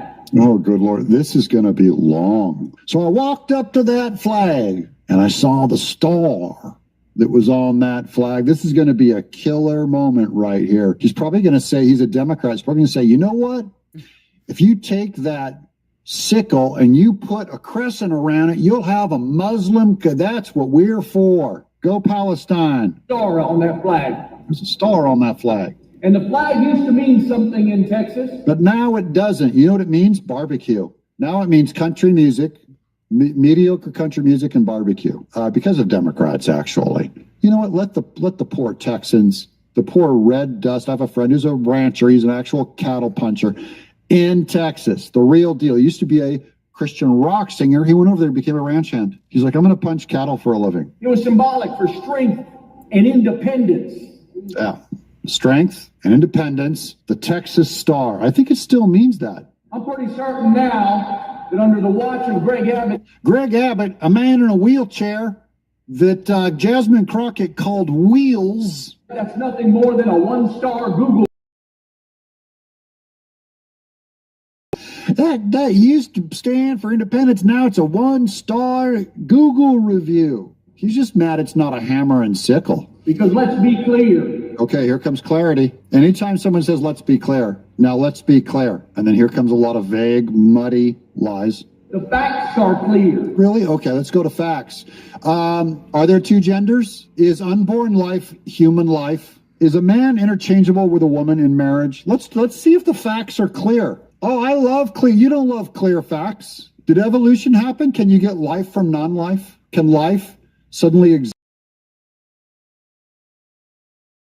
without, at the very least, without the all-powerful God creator? Is this the warmest period in Earth's history, or just in recent history? Like Earth's history before man was supposedly here, was it not warmer? Taking ice core samples using science. Through evolution, can information be created in a cell, in the DNA of a cell? Has it been demonstrated by science? No. You don't want clarity. Democrats don't want facts clear. Did blacks own slaves? Did not blacks own the first slaves? You don't want clear? We have a local education system, a local health care. Amen. Who broke that? Who did that? Obamacare. Who broke the health care system? Who broke the education system when Democrats overwhelmingly are on school unions? This guy's a fraud. System, a local infrastructure system. They couldn't even give people in Kirk County water gauges, 100-year-old technology and sirens. That never happened, even though it was asked in this very last regular session. And that bill was killed by the lieutenant governor. We have time after time asked them to fix the infrastructure of our rural communities, and Republicans have failed to do so. We have time after time asked them to fix the infrastructure of communities along the border, on communications. Oh yeah, you guys are real big. Republicans did on the border? Are you kidding me? It's a sieve. Wait, I'm going to skip that guy. He's too boring. There's more. Breaking, the Texas Senate has now passed a redistricting map, and it passed 19-2 in favor of the GOP. Huge. There's no way Gavin Newsom, or any other Democrat official can try to counter this. See you, Rep. Jasmine Crockett. Bye-bye. Go bye-bye. There's never interrupt your enemy when they're making a mistake. Jasmine Crockett. Now, Gavin Newsom's going to claim to redistrict California, which will break a law. They have stricter laws in California and New York against redistricting than Texas does. Texas has always been more loose on redistricting. So Gavin Newsom's going to have to pass a new change of the California Constitution to pull this off. Here's more from the Democrat liars. This is Brad Johnson. Texas Senate Democrats just walked out of the chamber before the new map was brought up. They released this statement. So this is how they're trying to get media, and media 100% will repeat whatever they say. Senate Democrats, flood relief must come before politics. You guys don't care about flood relief. We saw what you did with FEMA. in North and South Carolina, you guys do not care about flood relief. So they're trying to do, it's for the children. We don't want to redistrict. We want to meet about the budget for the children. Austin, Texas, the Texas State Democrat Caucus released the following statement on the walkout following the consideration of SB 4. Texans are clear. We make this clear. Our top priority must be flood relief and disaster preparedness. Ironically, this is redistricting the maps in Texas is disaster preparedness. It's how you prevent the next flood of Democrat BS from coming in at an election. You keep them, the disaster is them winning an election. Here's Jasmine Crockett. Rep. Jasmine Crockett says if she wants to be in the House, she can be in the House. So this is her when she claimed that Trump. Yeah, I got news for him. That Trump is trying to get rid of her. And I got news for her. You ain't going to get elected in a fair district. Sorry. Yeah, I got news for him. If I want to be in the House, I'll absolutely be in the House. No, you won't. You got to win a vote. It just got harder with redistricting. If I want to be in the House, if I want to be in that, well, you know what? I want to be the lead singer in a heavy metal band. And at 59 years old, I want to be the coolest lead singer in a heavy metal band. So you know what? What you want and what you get, you can't always get what you want, Jasmine. And ain't nothing he can do about it. I'm sorry. But Don, you got to put up with me, okay? Okay. That's all I wanted to say. Obnoxious. She obnoxious. Okay, well, Donald does not have to put up with you. Okay? Okay. Okay? Okay. No one got to put up with you. She going away. Paxton. Breaking, Attorney General Ken Paxton has been given the legal authority to investigate allegations of improper funds sent to Jasmine Crockett from Act Blue, Hillary Clinton, Mark Elias's illegal Act Blue scam, separate from the investigation underway by the FCC, the Federal Exchange Commission. Jasmine Crockett, you go to jail. Well, I wanted to end on that happy note. Shout out to the Quad Club. Thank you guys for watching. Ain't reading ads. Watch a few commercials. After this, The quickest way to clear out stuck poop. The number one food for all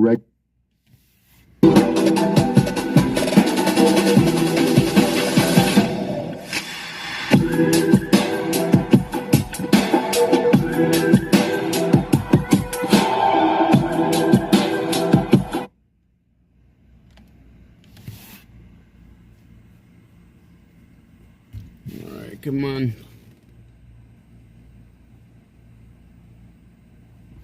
Oh man, what is this guy gonna bring? Here's the photo, actually, of all of them. Like, just I stared them down. We stared them down. Yeah. Klein, I could have used you, man. I could have used some jiu-jitsu if a fight broke out. It was so close, so close. It's okay. We would have kicked her, even without Klein's jiu-jitsu training. We would have kicked their asses. And they're like miserable people, and they lie for a living. And I'll tell you something that happened behind the scenes.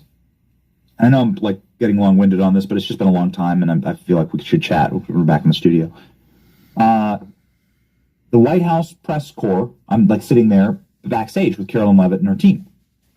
And the White House team there, Carolyn Levitt's team, is like, you want to know what's funny about this news cycle of all these corporate media reporters being like, no, DC's actually safe, crime's down, is that those sons of bitches come into our office, to the White House, regularly complaining about getting camera equipment stolen, getting lights stolen, getting mugged, getting robbed. We played a clip yesterday of like an actual honest ABC News anchor talking about getting mugged outside of ABC News in a very nice and posh part of the city. And so they were actually hyping me up, right? The team is like, listen, they're like, these reporters, they're constantly complaining about how dangerous DC is. But they get fed the same talking points that like Donald Trump can do nothing good. Even if Trump is saving their lives or saving the lives of like parents who just want to raise their children in the city. Because what happens when the capital city is a fallen Gotham is that good people don't want to go there and work. Good people don't want to go there and start a family and work have a job, serve the Trump administration. Let me tell you something. The chances of me moving back to D.C., zero. Zero. I don't care what I'm offered. Zero. I will never move back to that godforsaken hellscape. Maybe if Trump fixes it. Maybe if Trump fixes it. Not like I'm thinking about that, right? That's not like even in the cards. But like, what is any paycheck worth losing your child? Would you trade your child for money? Of course not. And that's what people have to. That is the barter that you have to get to have in a place like D.C. Am I going to raise my kids in a place where they're going to get hit by a stray bullet? I think his name was like Dayton Martin. I don't know. No, it was like I can't remember what his name was. He was like literally in my neighborhood. Little kid, football player, played football in the league that I used to coach. He used to coach like the 6-year-old football team. And he just just freaking killed, man. He just gets killed. Stray bullet, boom, drive by, boom, dead. Well, that could have been my kid because it was my block, right? Are you going to live in a place like that? Of course not. Like, of course not, right? It is immoral, in fact, to like exchange your child's life for money. Anyway, the point is that I get angry about this kind of stuff because it's personal to me. So I brought a little bit of that spice to the news, to the press room yesterday. We got a chance to ask our question. I know there's a lot of topics, there's a lot of things to talk about, but President Trump just within the last 24 hours exerted his legal and constitutional right to take over Washington, D.C. Police Department. Oh, and ALX, if we don't have that D.C. police chief saying, what's the chain of command? Oh my gosh. Do we have that? Well, since I'm talking about it, we might as well play it. To show you how incompetent the city is, here's the chief of police. Is that correct? What's her name? Let's find her name out. What's her name? Yeah. Yeah, that's right. Saying, what do you mean chain of command? I've never even heard that before. That's what the chain of command is now? What does that mean? Well, is it Pam Bondi speaking to the mayor telling you, or how does this work? So the executive order is clear. The president has requested MPD services, and our home rule charter outlines the process. The president designated Attorney General Bondi as his proxy to request services through me.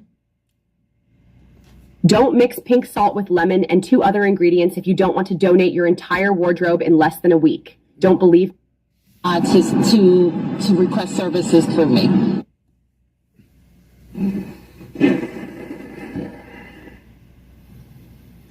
According to available reports, the individual in charge of the D.C. Police Department is not a DEI hire, like a literal DEI hire. What is going on with police forces in the country? Can we have a hard-boiled cop? Can we just have cops hired based on meritocracy? Like the ability to throw criminals in prison? What the hell is going on here with our police forces? We're going to need to really chat about this. Whether it's Cincinnati, that old police chief ripped for mind-blowing response to basic question. Yikes. Yeah, she's asked, what's the chain of command? And she's like,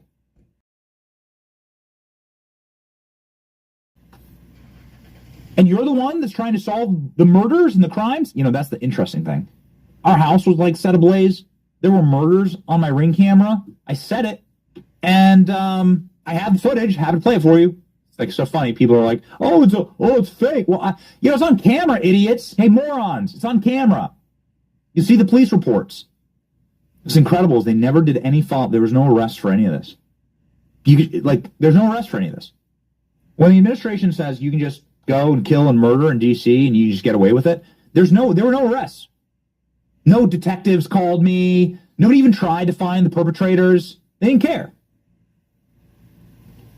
I think the sad and kind of brutal reality of all of this is they don't care because it's in a poor neighborhood. It's a black neighborhood. You know who's the victims of crime in D.C.? Blacks. You know the perpetrators of crime in D.C.? Blacks. So it's black on black crime. This is just the basic statistics, right? I'm actually I'm an outlier, right? Because we were living in, I don't know what you'd call it, gentrified or whatever. But we were living in a neighborhood. It's just all we could afford, right? We couldn't afford like a palace, on Embassy Row. So we had to start our lives. We didn't have any money. So, we bought where we could afford. But the vast majority, this is a great example. What is going on with our police chiefs? Why do all of our police chiefs look like they're some type of I don't know, really horrible, I don't know what this cast would be. Some type of awful, Hallmark Channel, old lady comedy, right? Let's do a vacation to a New England town and hijinks ensues, right? We're all from Philadelphia and we decided to go to New Hampshire to go apple picking. It's a Hallmark special. The Golden Curls, the Golden Chiefs. Golden Chiefs, probably Elizabeth Warren's travel name. Anyway, the point is that the basic and harsh reality of all this is that the vast majority of victims of crime in D.C. are black. Goodness, there's the boy. There he is.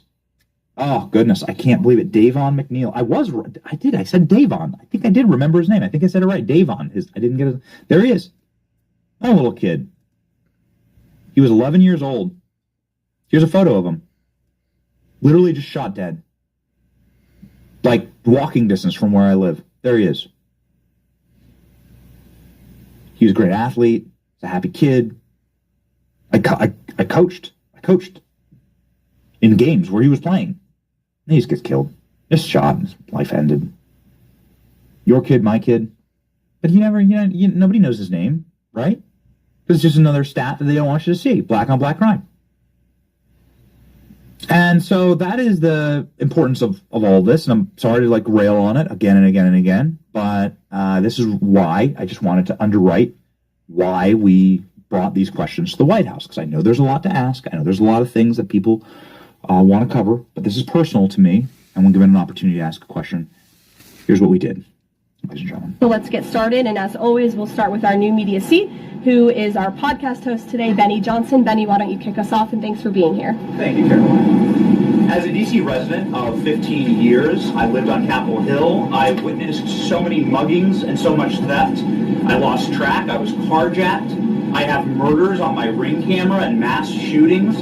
I witnessed a woman on my block get held up at gunpoint for $20. And my house was set ablaze in an arson with my infant child inside. And so to any reporter that says and lies that D.C. is a safe place to live and work, let me just say this.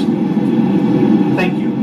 Thank you for making the city safe, because no parent should have to go through what my family went through, having the fire department rip open their door to save their infant child. And so thank you for your work on securing this city. My question to you is this. Nancy Pelosi has attacked the president for deploying the National Guard to the city, saying that it is to cover for his incompetence. Hillary Clinton has also attacked the president for securing the city of Washington, D.C. I'd like to get your response to Nancy Pelosi and Hillary. Sure. Well, first of all, Benny, I'm so sorry that happened to you and your family.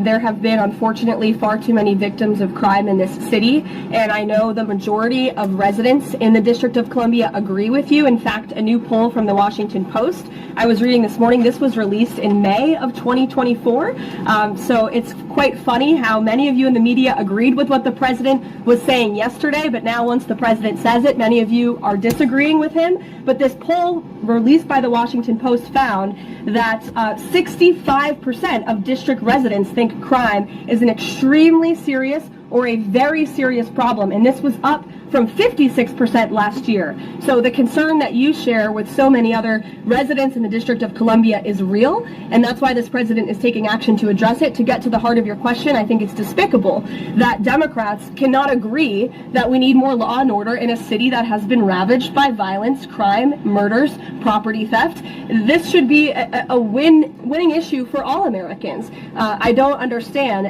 It's just anything President Trump does, the Democrats want to disagree with. I think the president would love to work with Democrats on this issue to bring law and order to America's cities, but unfortunately they have failed, and that's why he's taken this historic action to federalize the National Guard. And as you're seeing from last night's numbers, we already have seen success. We are removing violent offenders, we are arresting criminals, and we are removing drugs and firearms off of the streets of the city to make it safer for all of its residents.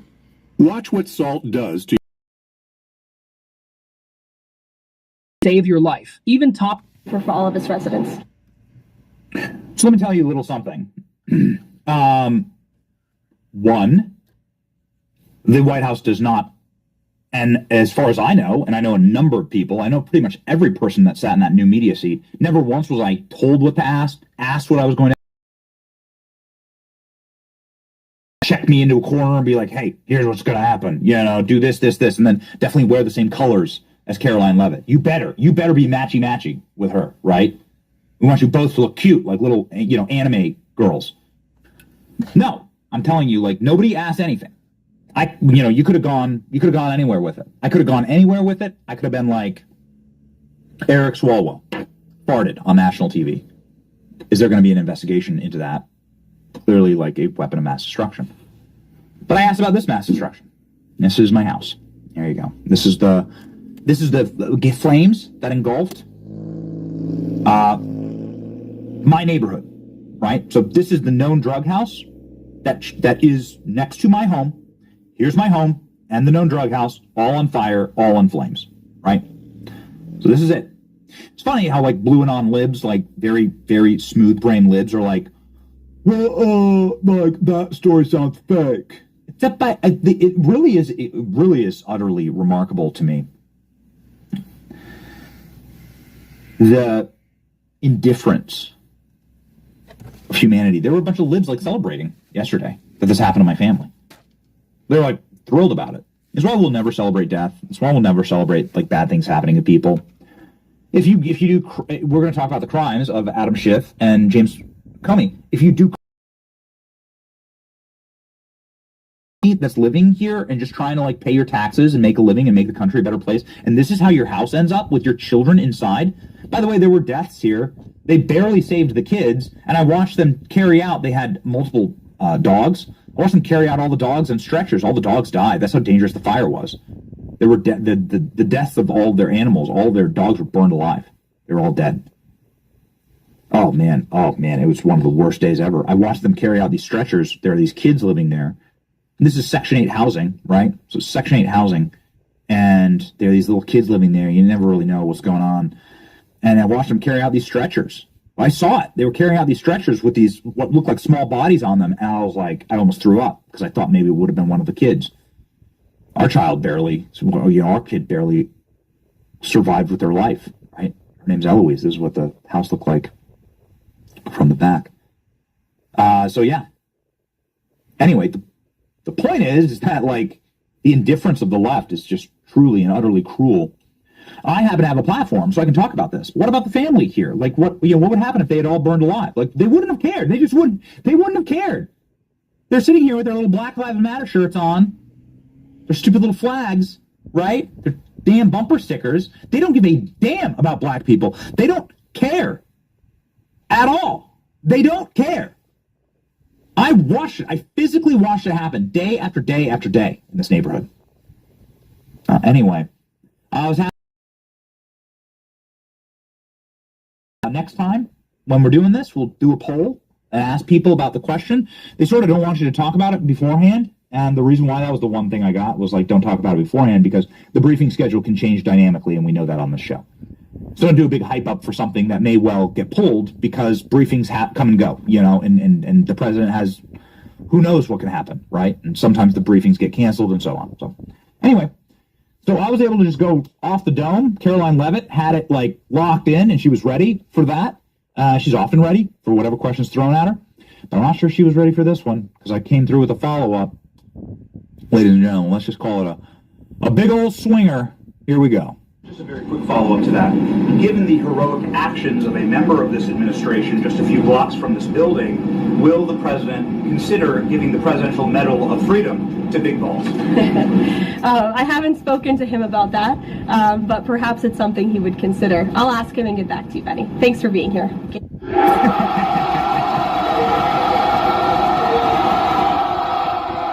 In case you need a little refresher, ALX, if we could grab, I have a post on X about Big Balls. In case you need a very brief refresher, Big Balls is a 19-year-old who behaved in a way that is so utterly honorable, you never even see it anymore. There it is.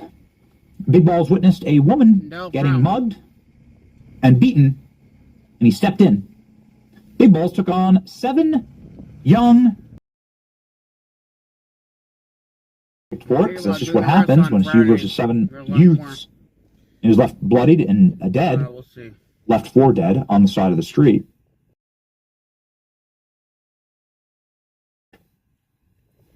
And he's just in Washington, D.C. to make this country a better place. He just wants the government to run more efficiently. He stepped in to save the life of a woman. He did save her life, and he took the beating that was intended for that woman. They were going to beat her. They were going to rob her. Who knows what else? And so this is an action that actually spurred on all of the news cycle that we're talking about right now. You know, Donald Trump's like, wow, this is like multiple members of my administration are getting attacked and savaged. Members of Congress getting attacked and savaged. Some of them are Democrats. We care as much about them as here, right? It's a human question. So anyway, that's why we asked that question. It was covered by Fox News last night. Covered by a ton of, actually a ton of different news outlets. But here we go. White House wants Big Balls to get the same medal as Rosa Parks. Yes, thank you. Yes, absolutely. Yeah, do you have the Hill? Here we go. The Hill. Benny Johnson at White House rails against D.C. crime. True. Floats presidential medal for Big Balls. Yes. It's just too easy. There are a couple other ones. It's like great. It was trending, by the way, yesterday, and it was fun. And the kid deserves it, right? Fox News' coverage of it last night was awesome, too. Do we got that? Yeah, okay. We got it. It's pretty easy to pop over to show in the other chat. Fox News covered it. It's great. Here we go. So, yeah, like, you know, we're just bringing the will. Here we go. Capitol is dangerous. The president simply wants to make it safer. Big Balls put up a bat signal, and Trump is responding. Dear women with edema, try this 2-second edema flush and watch your legs go from this to this. It sounds weird, but it's responding. Donald Trump makes himself Batman, and the nation's capital is Gotham City. Yep, Big Balls was the straw that broke the camel's back. He tried saving a woman, and he got beaten to a pulp. But his story isn't over. Given the heroic actions of a member of this administration just a few blocks from this building, will the president consider giving the Presidential Medal of Freedom to Big Balls? I haven't spoken to him about that, but perhaps it's something he would consider. It would certainly be an interesting plaque. Certainly would be an interesting plaque. We have that. You gotta grab it. It's on the timeline. Give me that Presidential Medal of Freedom for Big Balls. There's like a ton of memes that have been made about it. It's the last I'll say on it. Okay, last I'll say. I know we spent a lot of time here. Give me the last. Yeah, give me the. There are. No, it's the memes. It's the memes. It's the memes of him. So you just gotta go to the timeline. There's like lots of memes. It was trending, and everybody wants to see it happen, and it's our duty to make sure the thing that this administration has done is making the memes real. So here you go. Here's what the So this is what Caroline. Sorry, actually, I showed this to Caroline Levitt backstage, and she was howling with laughter. And she said, "You're actually going to make this happen, weren't you? You're going to manifest this into existence." That's what she said. Listen, I don't have control. I don't write the proclamations. Okay, we're just humble content creators, humbly working for you. But yeah, I mean, who doesn't want to see this? Oh, they'd be mad at this one. Oh, they'd be mad. So, ladies and gentlemen, this is what we're doing. This is what we're doing here. And we're having a blast. And so we just want to say thank you. Can't happen without you. Can't happen without the power of this audience walking in and causing such a deep and profound respect from everywhere from inside of the White House to the rest of the corporate media, and getting a chance to expose them, scold them a little bit. I didn't want to go, last thing, I didn't want to go in there and be like, F you, you're cool, F you. You know, I didn't want to do that. Jerry has that meme. I don't really want to do that, but like they're liars. And I think like the story stands for itself, right? They're just like freaking liars, and they secretly, behind the scenes, are not who they say that they are. Behind the scenes, they're thanking the administration for this. And so we're happy to stand up for big balls. We're happy to continue to fight. And we're just profoundly humbled by the fact that you allow us to have these, to fight these fights with you. And ladies and gentlemen, we will not let you down. It was a very fun time, by the way, yesterday inside of the White House. It's a very neat little opportunity to stream live. If you caught the stream live yesterday, again, we're going to be streaming President Trump's remarks from the Kennedy Center. Oh, that's cool, Klein. It actually just went live. I'm not saying Trump's live right now, but the feed just went live. So this is what President Trump, where President Trump will be. He's going to be taking questions. Again, in 48 hours, he's going to be meeting Vladimir Putin on an American military base in Alaska. It's freaking awesome. So this is where President Trump will be speaking live in what's going to be about 15 minutes. Who knows? It could be also an hour. Whatever. We're gonna stick around for it, but it's scheduled for about 15, 20 minutes. We're going to rock and roll. Got some cool guests. That's where President Trump's going to be. Boy, what did I bring with me? What did I bring with me on my trip to Washington, D.C.? I brought an incredible mug. I brought my Trump mug. This is actually why I don't have it this morning, because, well, it's in the dishwasher. I brought my Trump mug from the Trump store. It actually says Trump on it. You can drink all your coffee through. You can drink your coffee. You can bring the empty mug through, and then you can bring it on the plane. You go fill melty plasticky cups with the straws that disintegrate inside. It's like terrible. Also, all this stuff's plastic. The hot coffee, the plastic gets into the coffee. No. Drink out of a metal mug. My Trump mug is what I used when I traveled to go see Trump. What's up, man? Own a piece of the Trump legacy. You got to go to the Trump store, man. It's an awesome store. This is what travels with me at all times. TrumpStore.com, the official online store of the Trump organization. They got the best Trump-inspired gear anywhere. We're talking exclusive merchandise, bold apparel, collectibles. Everything is designed with signature Trump flair. MAGA hats in every color. Solely made in America and always will be. Make America Great Again tees and hoodies. We're giving away MAGA hats. I'm bringing them in. I love a MAGA hat, don't get me wrong. And if there was one hat that you'll catch me wearing down the street, it would be that. However, I'm not a big hat guy. You're not going to catch me in the hat, okay? I'm proud of this hair. I'm proud I still have hair, okay? Knock on wood. But like, you're not going to catch me in the hat. So we're just going to like tomorrow, wherever we have the next Trump store, we're going to give away the hats, okay? We'll give away the hats. We'll literally do it live. I'll bring the hats in. It'll be fun. Use code Benny15 at checkout, 15% off your first order from Trump Store. Benny15 at checkout for 15% off your first order at Trump Store. Don't miss it. It's got the presidential seal isn't up yet, but the entire podium and everything's been set up. This looks like the Kennedy Center. It has all the Kennedy Center emblems on it. And so Donald Trump's going to be taking questions from the press from here, and he's going to be making a big announcement about the Kennedy Center. All right. Big announcement from this morning. Holy guacamole. Can you still say that with all the mass deportations? I don't know. I'm not sure. We got the recipes. Now we're good. Comey's media mole told the FBI he shaped Russia narrative. Needed to discount to deny leaking intel. Oh, my. So we covered yesterday how Adam Schiff, according to a whistleblower, was leaking information. And was leaking information to the media that was classified. It's a big no-no. He spent 20 years in prison for doing that. That would presumably be like the rest of Adam Schiff's life. He's like middle-aged. You know something I love almost as much as I love America? Is a great deal. Also novelty socks. If you donate any amount of money to PragerU right now, you will get these. For doing that, that would presumably be like the rest of Adam Schiff's life. You know, he's like middle-aged.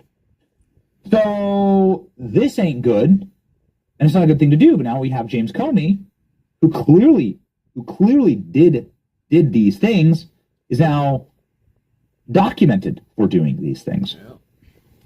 Let's go ahead and read here. Top line from Just the News. Columbia University law professor Daniel routinely communicated on behalf of James Comey, his longtime friend, with Times reporter Michael Schmidt, whose work among the newspaper's 2018 Pulitzer Prize-winning stories on Russia election interference. The goal, Richmond told the FBI, was to correct stories critical of Comey, the FBI, and to shape future press coverage outside of the Bureau's official press office, according to the FBI internal memos that current Director Kash Patel delivered to Congress this week. While Richmond was known to have been publicly quoted in news stories advocating for Comey, he admitted to agents who were part of the FBI's classified leaks inquiry that he was given access by Comey to what turned out to be highly classified information up to an SCI level, that's the highest classification, and sometimes provided information to reporters on an anonymous basis. Richmond insisted that he did not believe that he had confirmed or provided classified intelligence to reporters. Oh, really? But said he could not be 100% sure, the memo states, noting that he could only make leak denial with a discount. Richmond was pretty sure that he did not confirm the classified information. However, Richmond told the interviewing agents that he was sure, with a discount, that he did not tell Schmidt about the classified information. The FBI. Okay, this sounds great. Perfect for James Comey here. In the end, the Justice Department decided not to pursue any criminal charges. Isn't that amazing? Against Comey or any of the lieutenants in the now Senator Adam Schiff-led leak operation. Potential evidence of the leaks, saying that it could not be of Richmond and his admissions of significant contact with the Time. Getting hot. Media to craft narratives ultimately turned out to be untrue or misleading or overstated, the memos show. Oh my. Okay, let's go ahead and outline the story with John Solomon, who of course has been doing just absolutely God's work on this stuff. I'd love to get Solomon on the show. It'd be really cool. We should reach out. Let's reach out to John Solomon. Man, he does great work. Here's John Solomon outlining what Adam Schiff was doing. Here we go. Well, what you find out is that James Comey decided not to work for the FBI press office when he wanted to change the narrative in Washington, burnish his reputation against attacks from Democrats, and try to sully Donald Trump's reputation. If you remember, Democrats were mad that James Comey let out of the bag just before the election that there might be some new evidence in the Hillary Clinton email scandal. Hillary blamed Comey for throwing the election. She blamed the Russians for throwing the election. She blamed everybody but herself for throwing the election for her. But Comey was trying to rehabilitate that. And so he had an intermediary, a Columbia law professor by the name of Daniel Richmond, who the FBI confirmed and interviewed.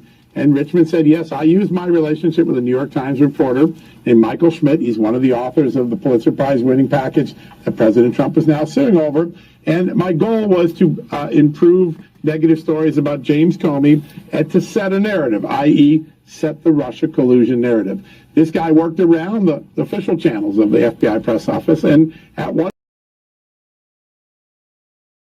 he gave you access to classified information. A short while later, you had a conversation with that New York Times reporter, and he ends up reporting something that appears to be classified. Did you do it? And he gives, I think, perhaps the most famous denial people will remember, since Bill Clinton says it depends what the meaning of the word is when he tried to obfuscate whether he had an affair with Monica Lewinsky. He says, I can say I don't think I confirmed the information. I can say with a discount that I didn't give him the classified information. With a discount means you got to give me some room. It's an extraordinary moment. The FBI clearly had strong suspicions that this was a potential backdoor for information, maybe classified information, to get out to the media with James Comey's fingerprints on it. And they didn't go much further. They didn't put Comey before the grand jury, that we can tell. They didn't appear to put this gentleman, Daniel Richmond, before the grand jury. And like Adam Schiff, as we told you last night, here they have an eyewitness whistleblower who said, I was in the room when he authorized leaks of intel these end up being a dead end again. And it's another reminder of a dual system of justice that the Justice Department had the last 6 years. These are documents that were never given to Jim Jordan. Jim Jordan confirmed that to me today. And we're just learning 8 years later, because of what Kash Patel turned over, that the FBI had all the evidence of how the false narrative of Russia collusion was spread across this country to the detriment of voters, to the detriment of President Trump's first campaign, and they did nothing about it. Ladies and gentlemen, in just seconds, we will have the chairman of the Intel Committee will be on our program live, Rick Crawford.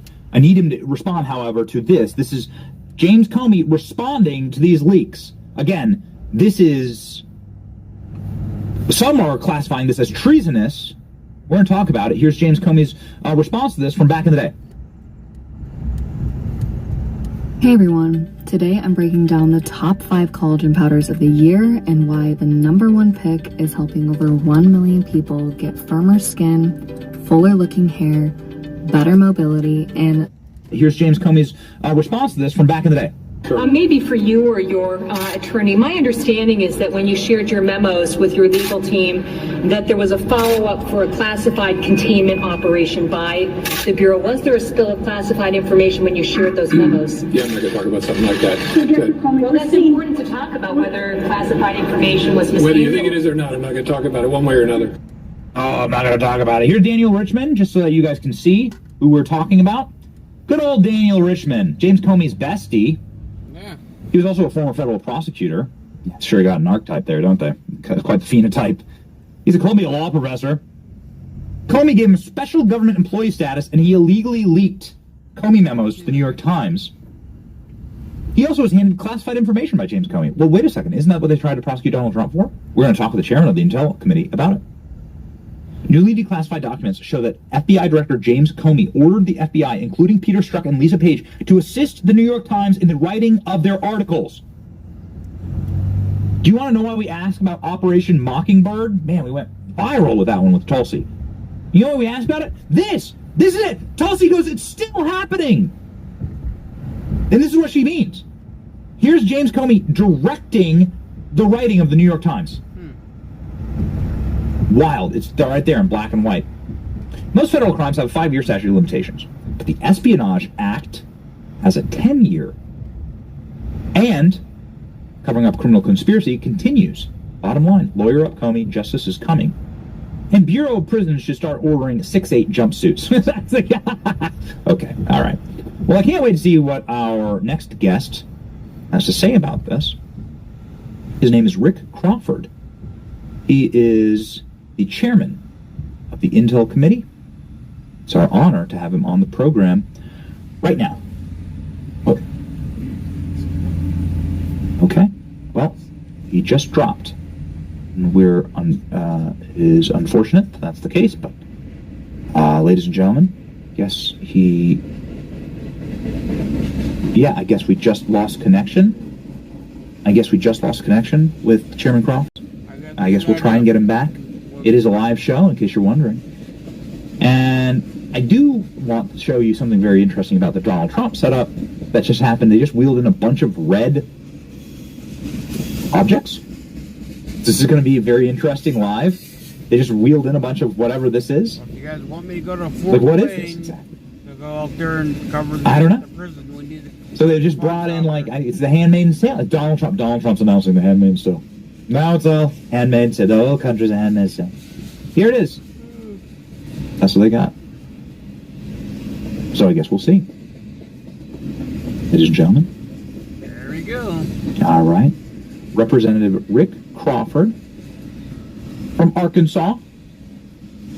Member of the House of Representatives, Congress, and the Intelligence Committee, something that we've been talking about for a long time, joins us to elucidate for our audience what's going to happen next. Let's go.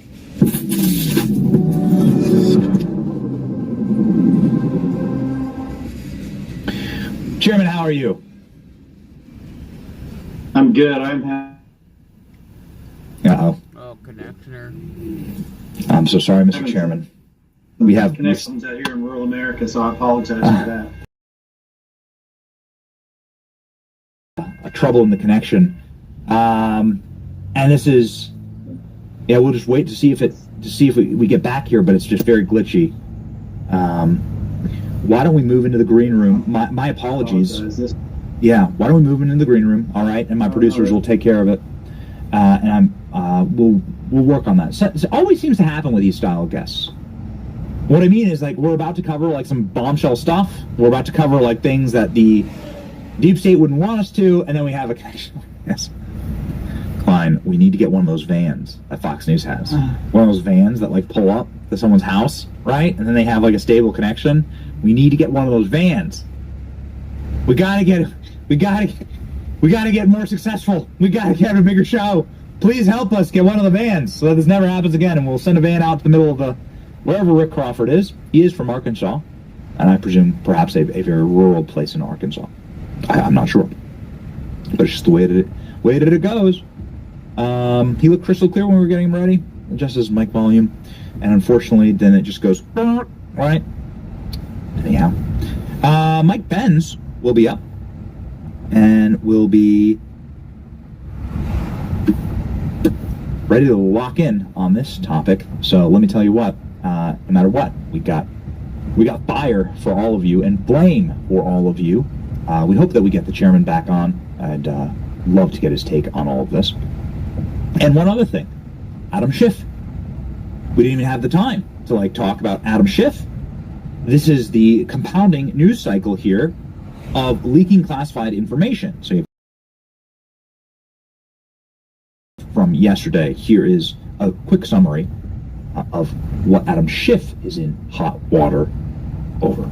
Treasonous and illegal. That's how a Democratic whistleblower characterized Adam Schiff, accusing him of greenlighting the leak of classified information to undercut President Trump during the 2017 Russiagate investigation. The president has already said he wants to see Adam Schiff held accountable for the countless lies he told the American people in relation to the Russiagate scandal. The whistleblower was a veteran House Intelligence Committee staffer.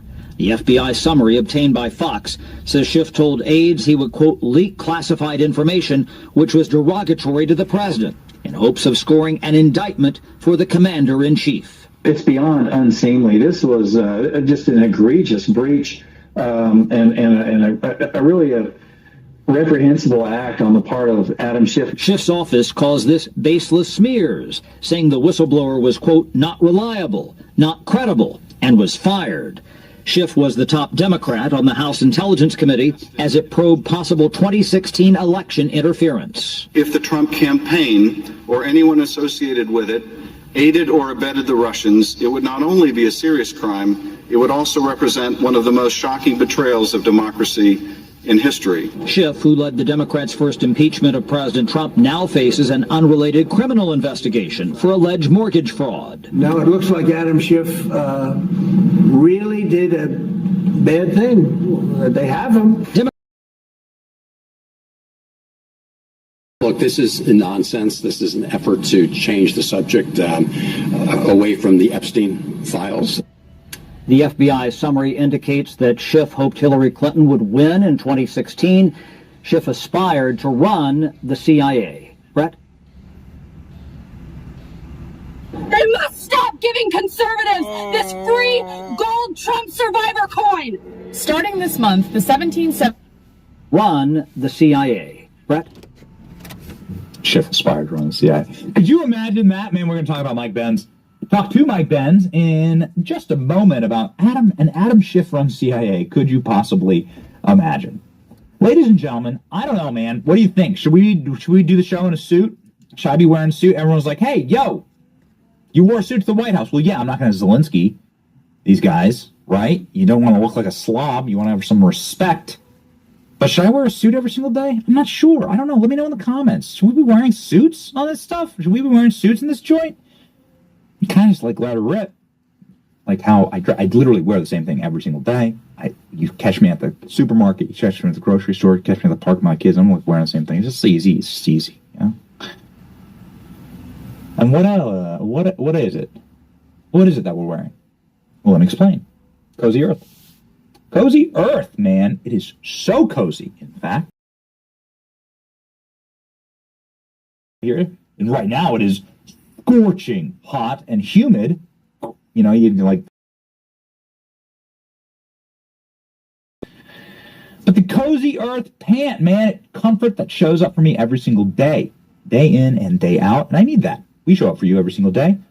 Cozy Earth has nailed the comfort with their bamboo sheets and their everywhere pants. Next level.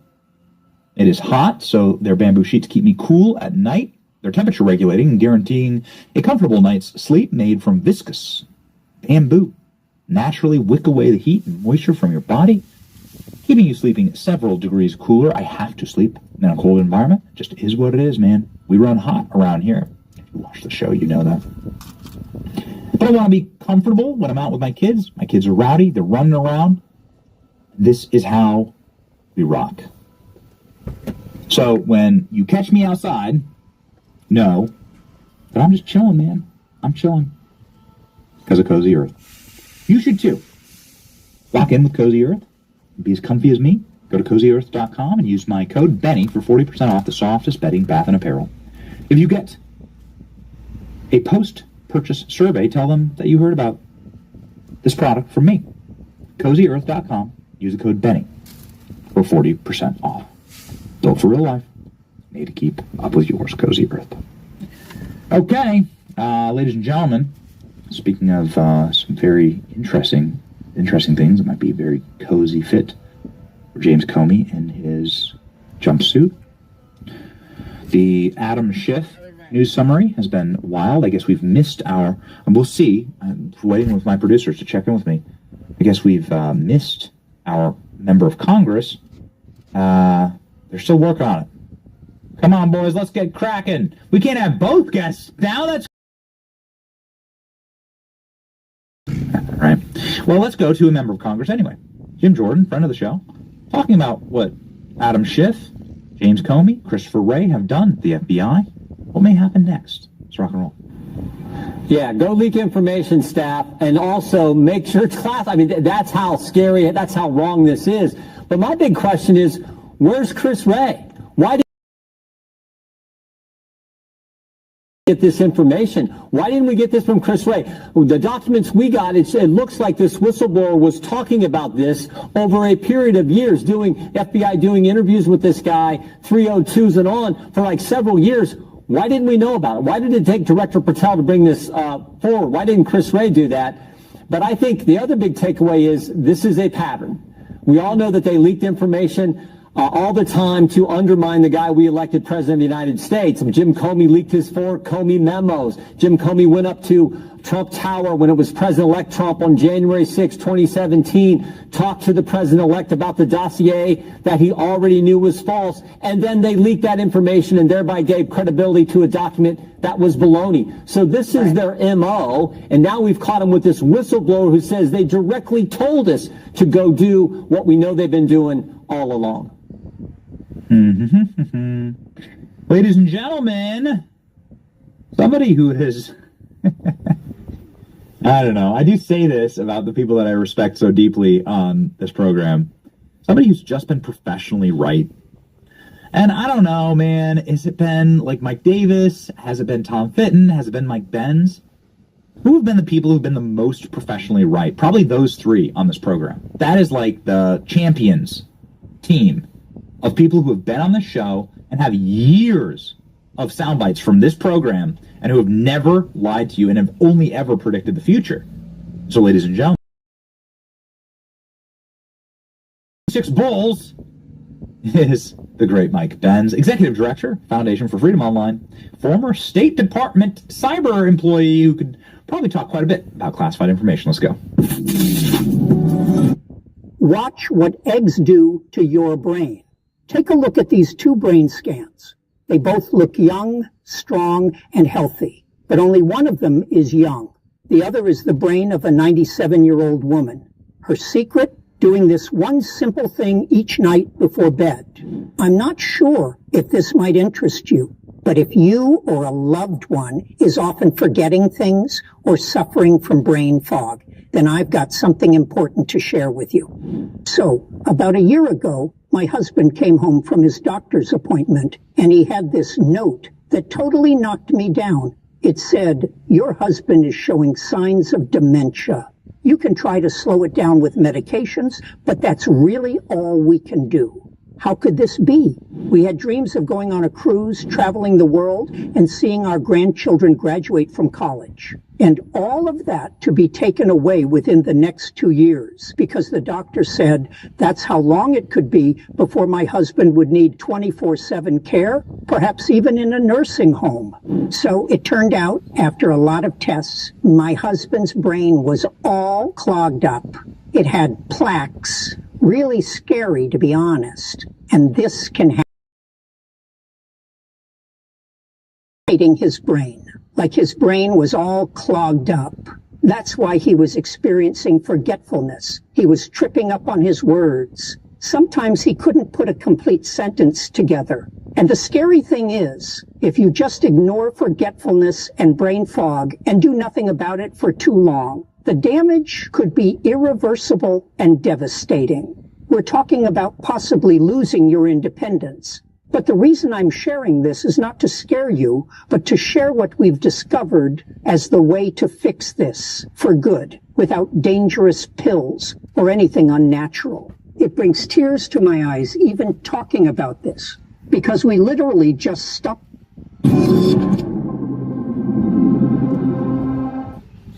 Hello, Mike. How are you? Are you on critical infrastructure right now? I am. I'm currently my Wi-Fi is down, so I'm on the phone. But I figured I'd match your fit today. I heard you talking about being in a suit, and I got sad because then I can't copy your fit. People were like, "Yo, you're in a suit at the White House. We don't even recognize you." And I was like, I'm not going to Zelensky you people. That's what I said. This is what I told everyone. I said, I'm not going to Zelensky. They were all laughing about it. You cleaned up well. You look, honestly, you could. Thank you, Mike. That's the meanest thing you've ever said to me. No, you're. It's like I actually saw it and I thought, oh wow, Andy McCain. I felt bad about saying things. You bastard.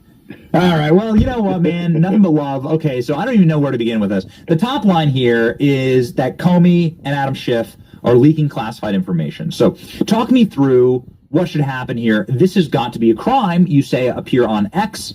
Obviously, everybody follow Mike Benz. You already do. Mike Benz is at... you have millions of followers, Mike? Yes, I think so. So everybody follow Mike Benz. He says this has got to be a crime. Talk us through it, Mike. I think it's being laid bare right now. These FBI documents. The issue is this was never declassified. This was never, these sorts of things really, you saw this a lot during Trump 1. And one of the operative questions here is the statute of limitations. We're now in the year 2025. Much of this deals with, for example, 2017, when Adam Schiff and James Comey were leaking. James Comey was still the FBI director in 2017. I believe the statute of limitations is 5 years for many of these crimes. And so, just like James Clapper perjuring himself about domestic bulk collection by the NSA, these sorts of mishandling of classified document crimes tend to have a 5-year statute.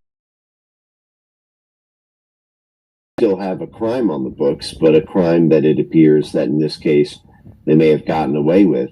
But this is, you played a clip earlier of Representative Jim Jordan asking why Christopher Wray did not disclose this, why it had to come to FBI Director Kash Patel. And I think everybody knows the reason, which is that Christopher Wray was out to get Donald Trump, that the FBI was completely corrupted under Christopher Wray, and everything that was done from the moment James Comey was replaced with Christopher Wray was simply a continuation, kind of just a shorter, frumpier James Comey put in the FBI stead. In fact, if folks remember, there was an incredible event early on where Christopher Wray should have been sacked within his first few months when Christopher Wray threatened to leave because Trump questioned the intelligence community assessment about Russian interference. This was a pretty shocking moment, I think, in FBI history, where the FBI director said, if the president is going to question the intelligence community, then I don't feel confident leading it if the president's going to throw us under the bus.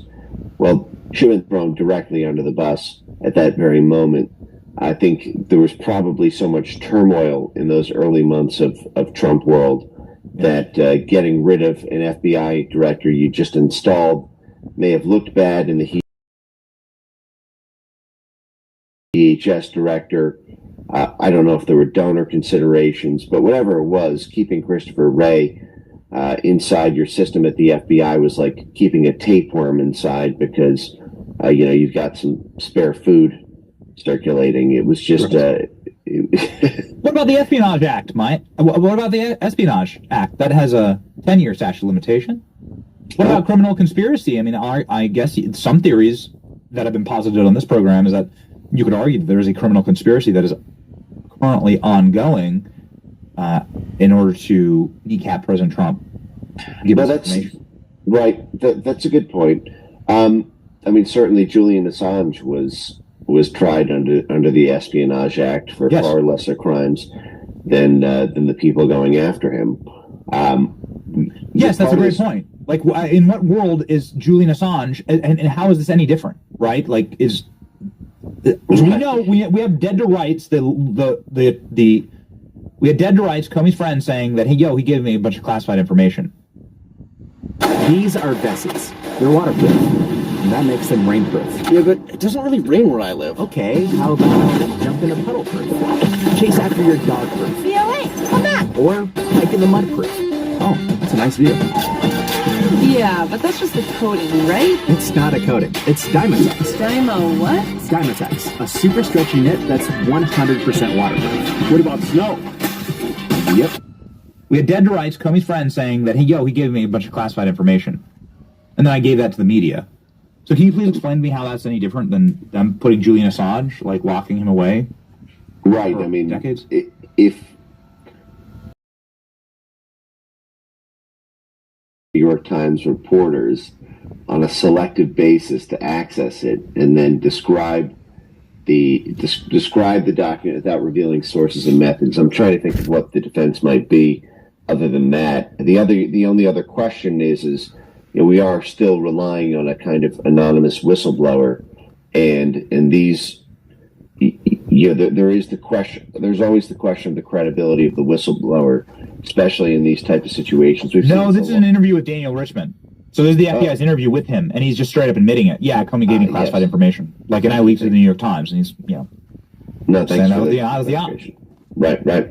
Well, then I guess if that would come down to being him on the stand versus I do think that you have the criminal conspiracy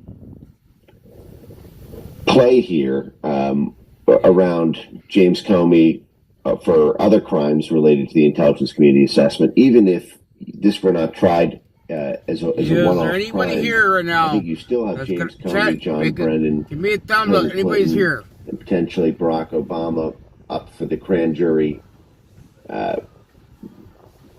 indictment referral that we know that currently grand jury is being arranged in order to determine criminal wrongdoing in the Russiagate affair. Certainly these kind of leaks, if not deemed criminal,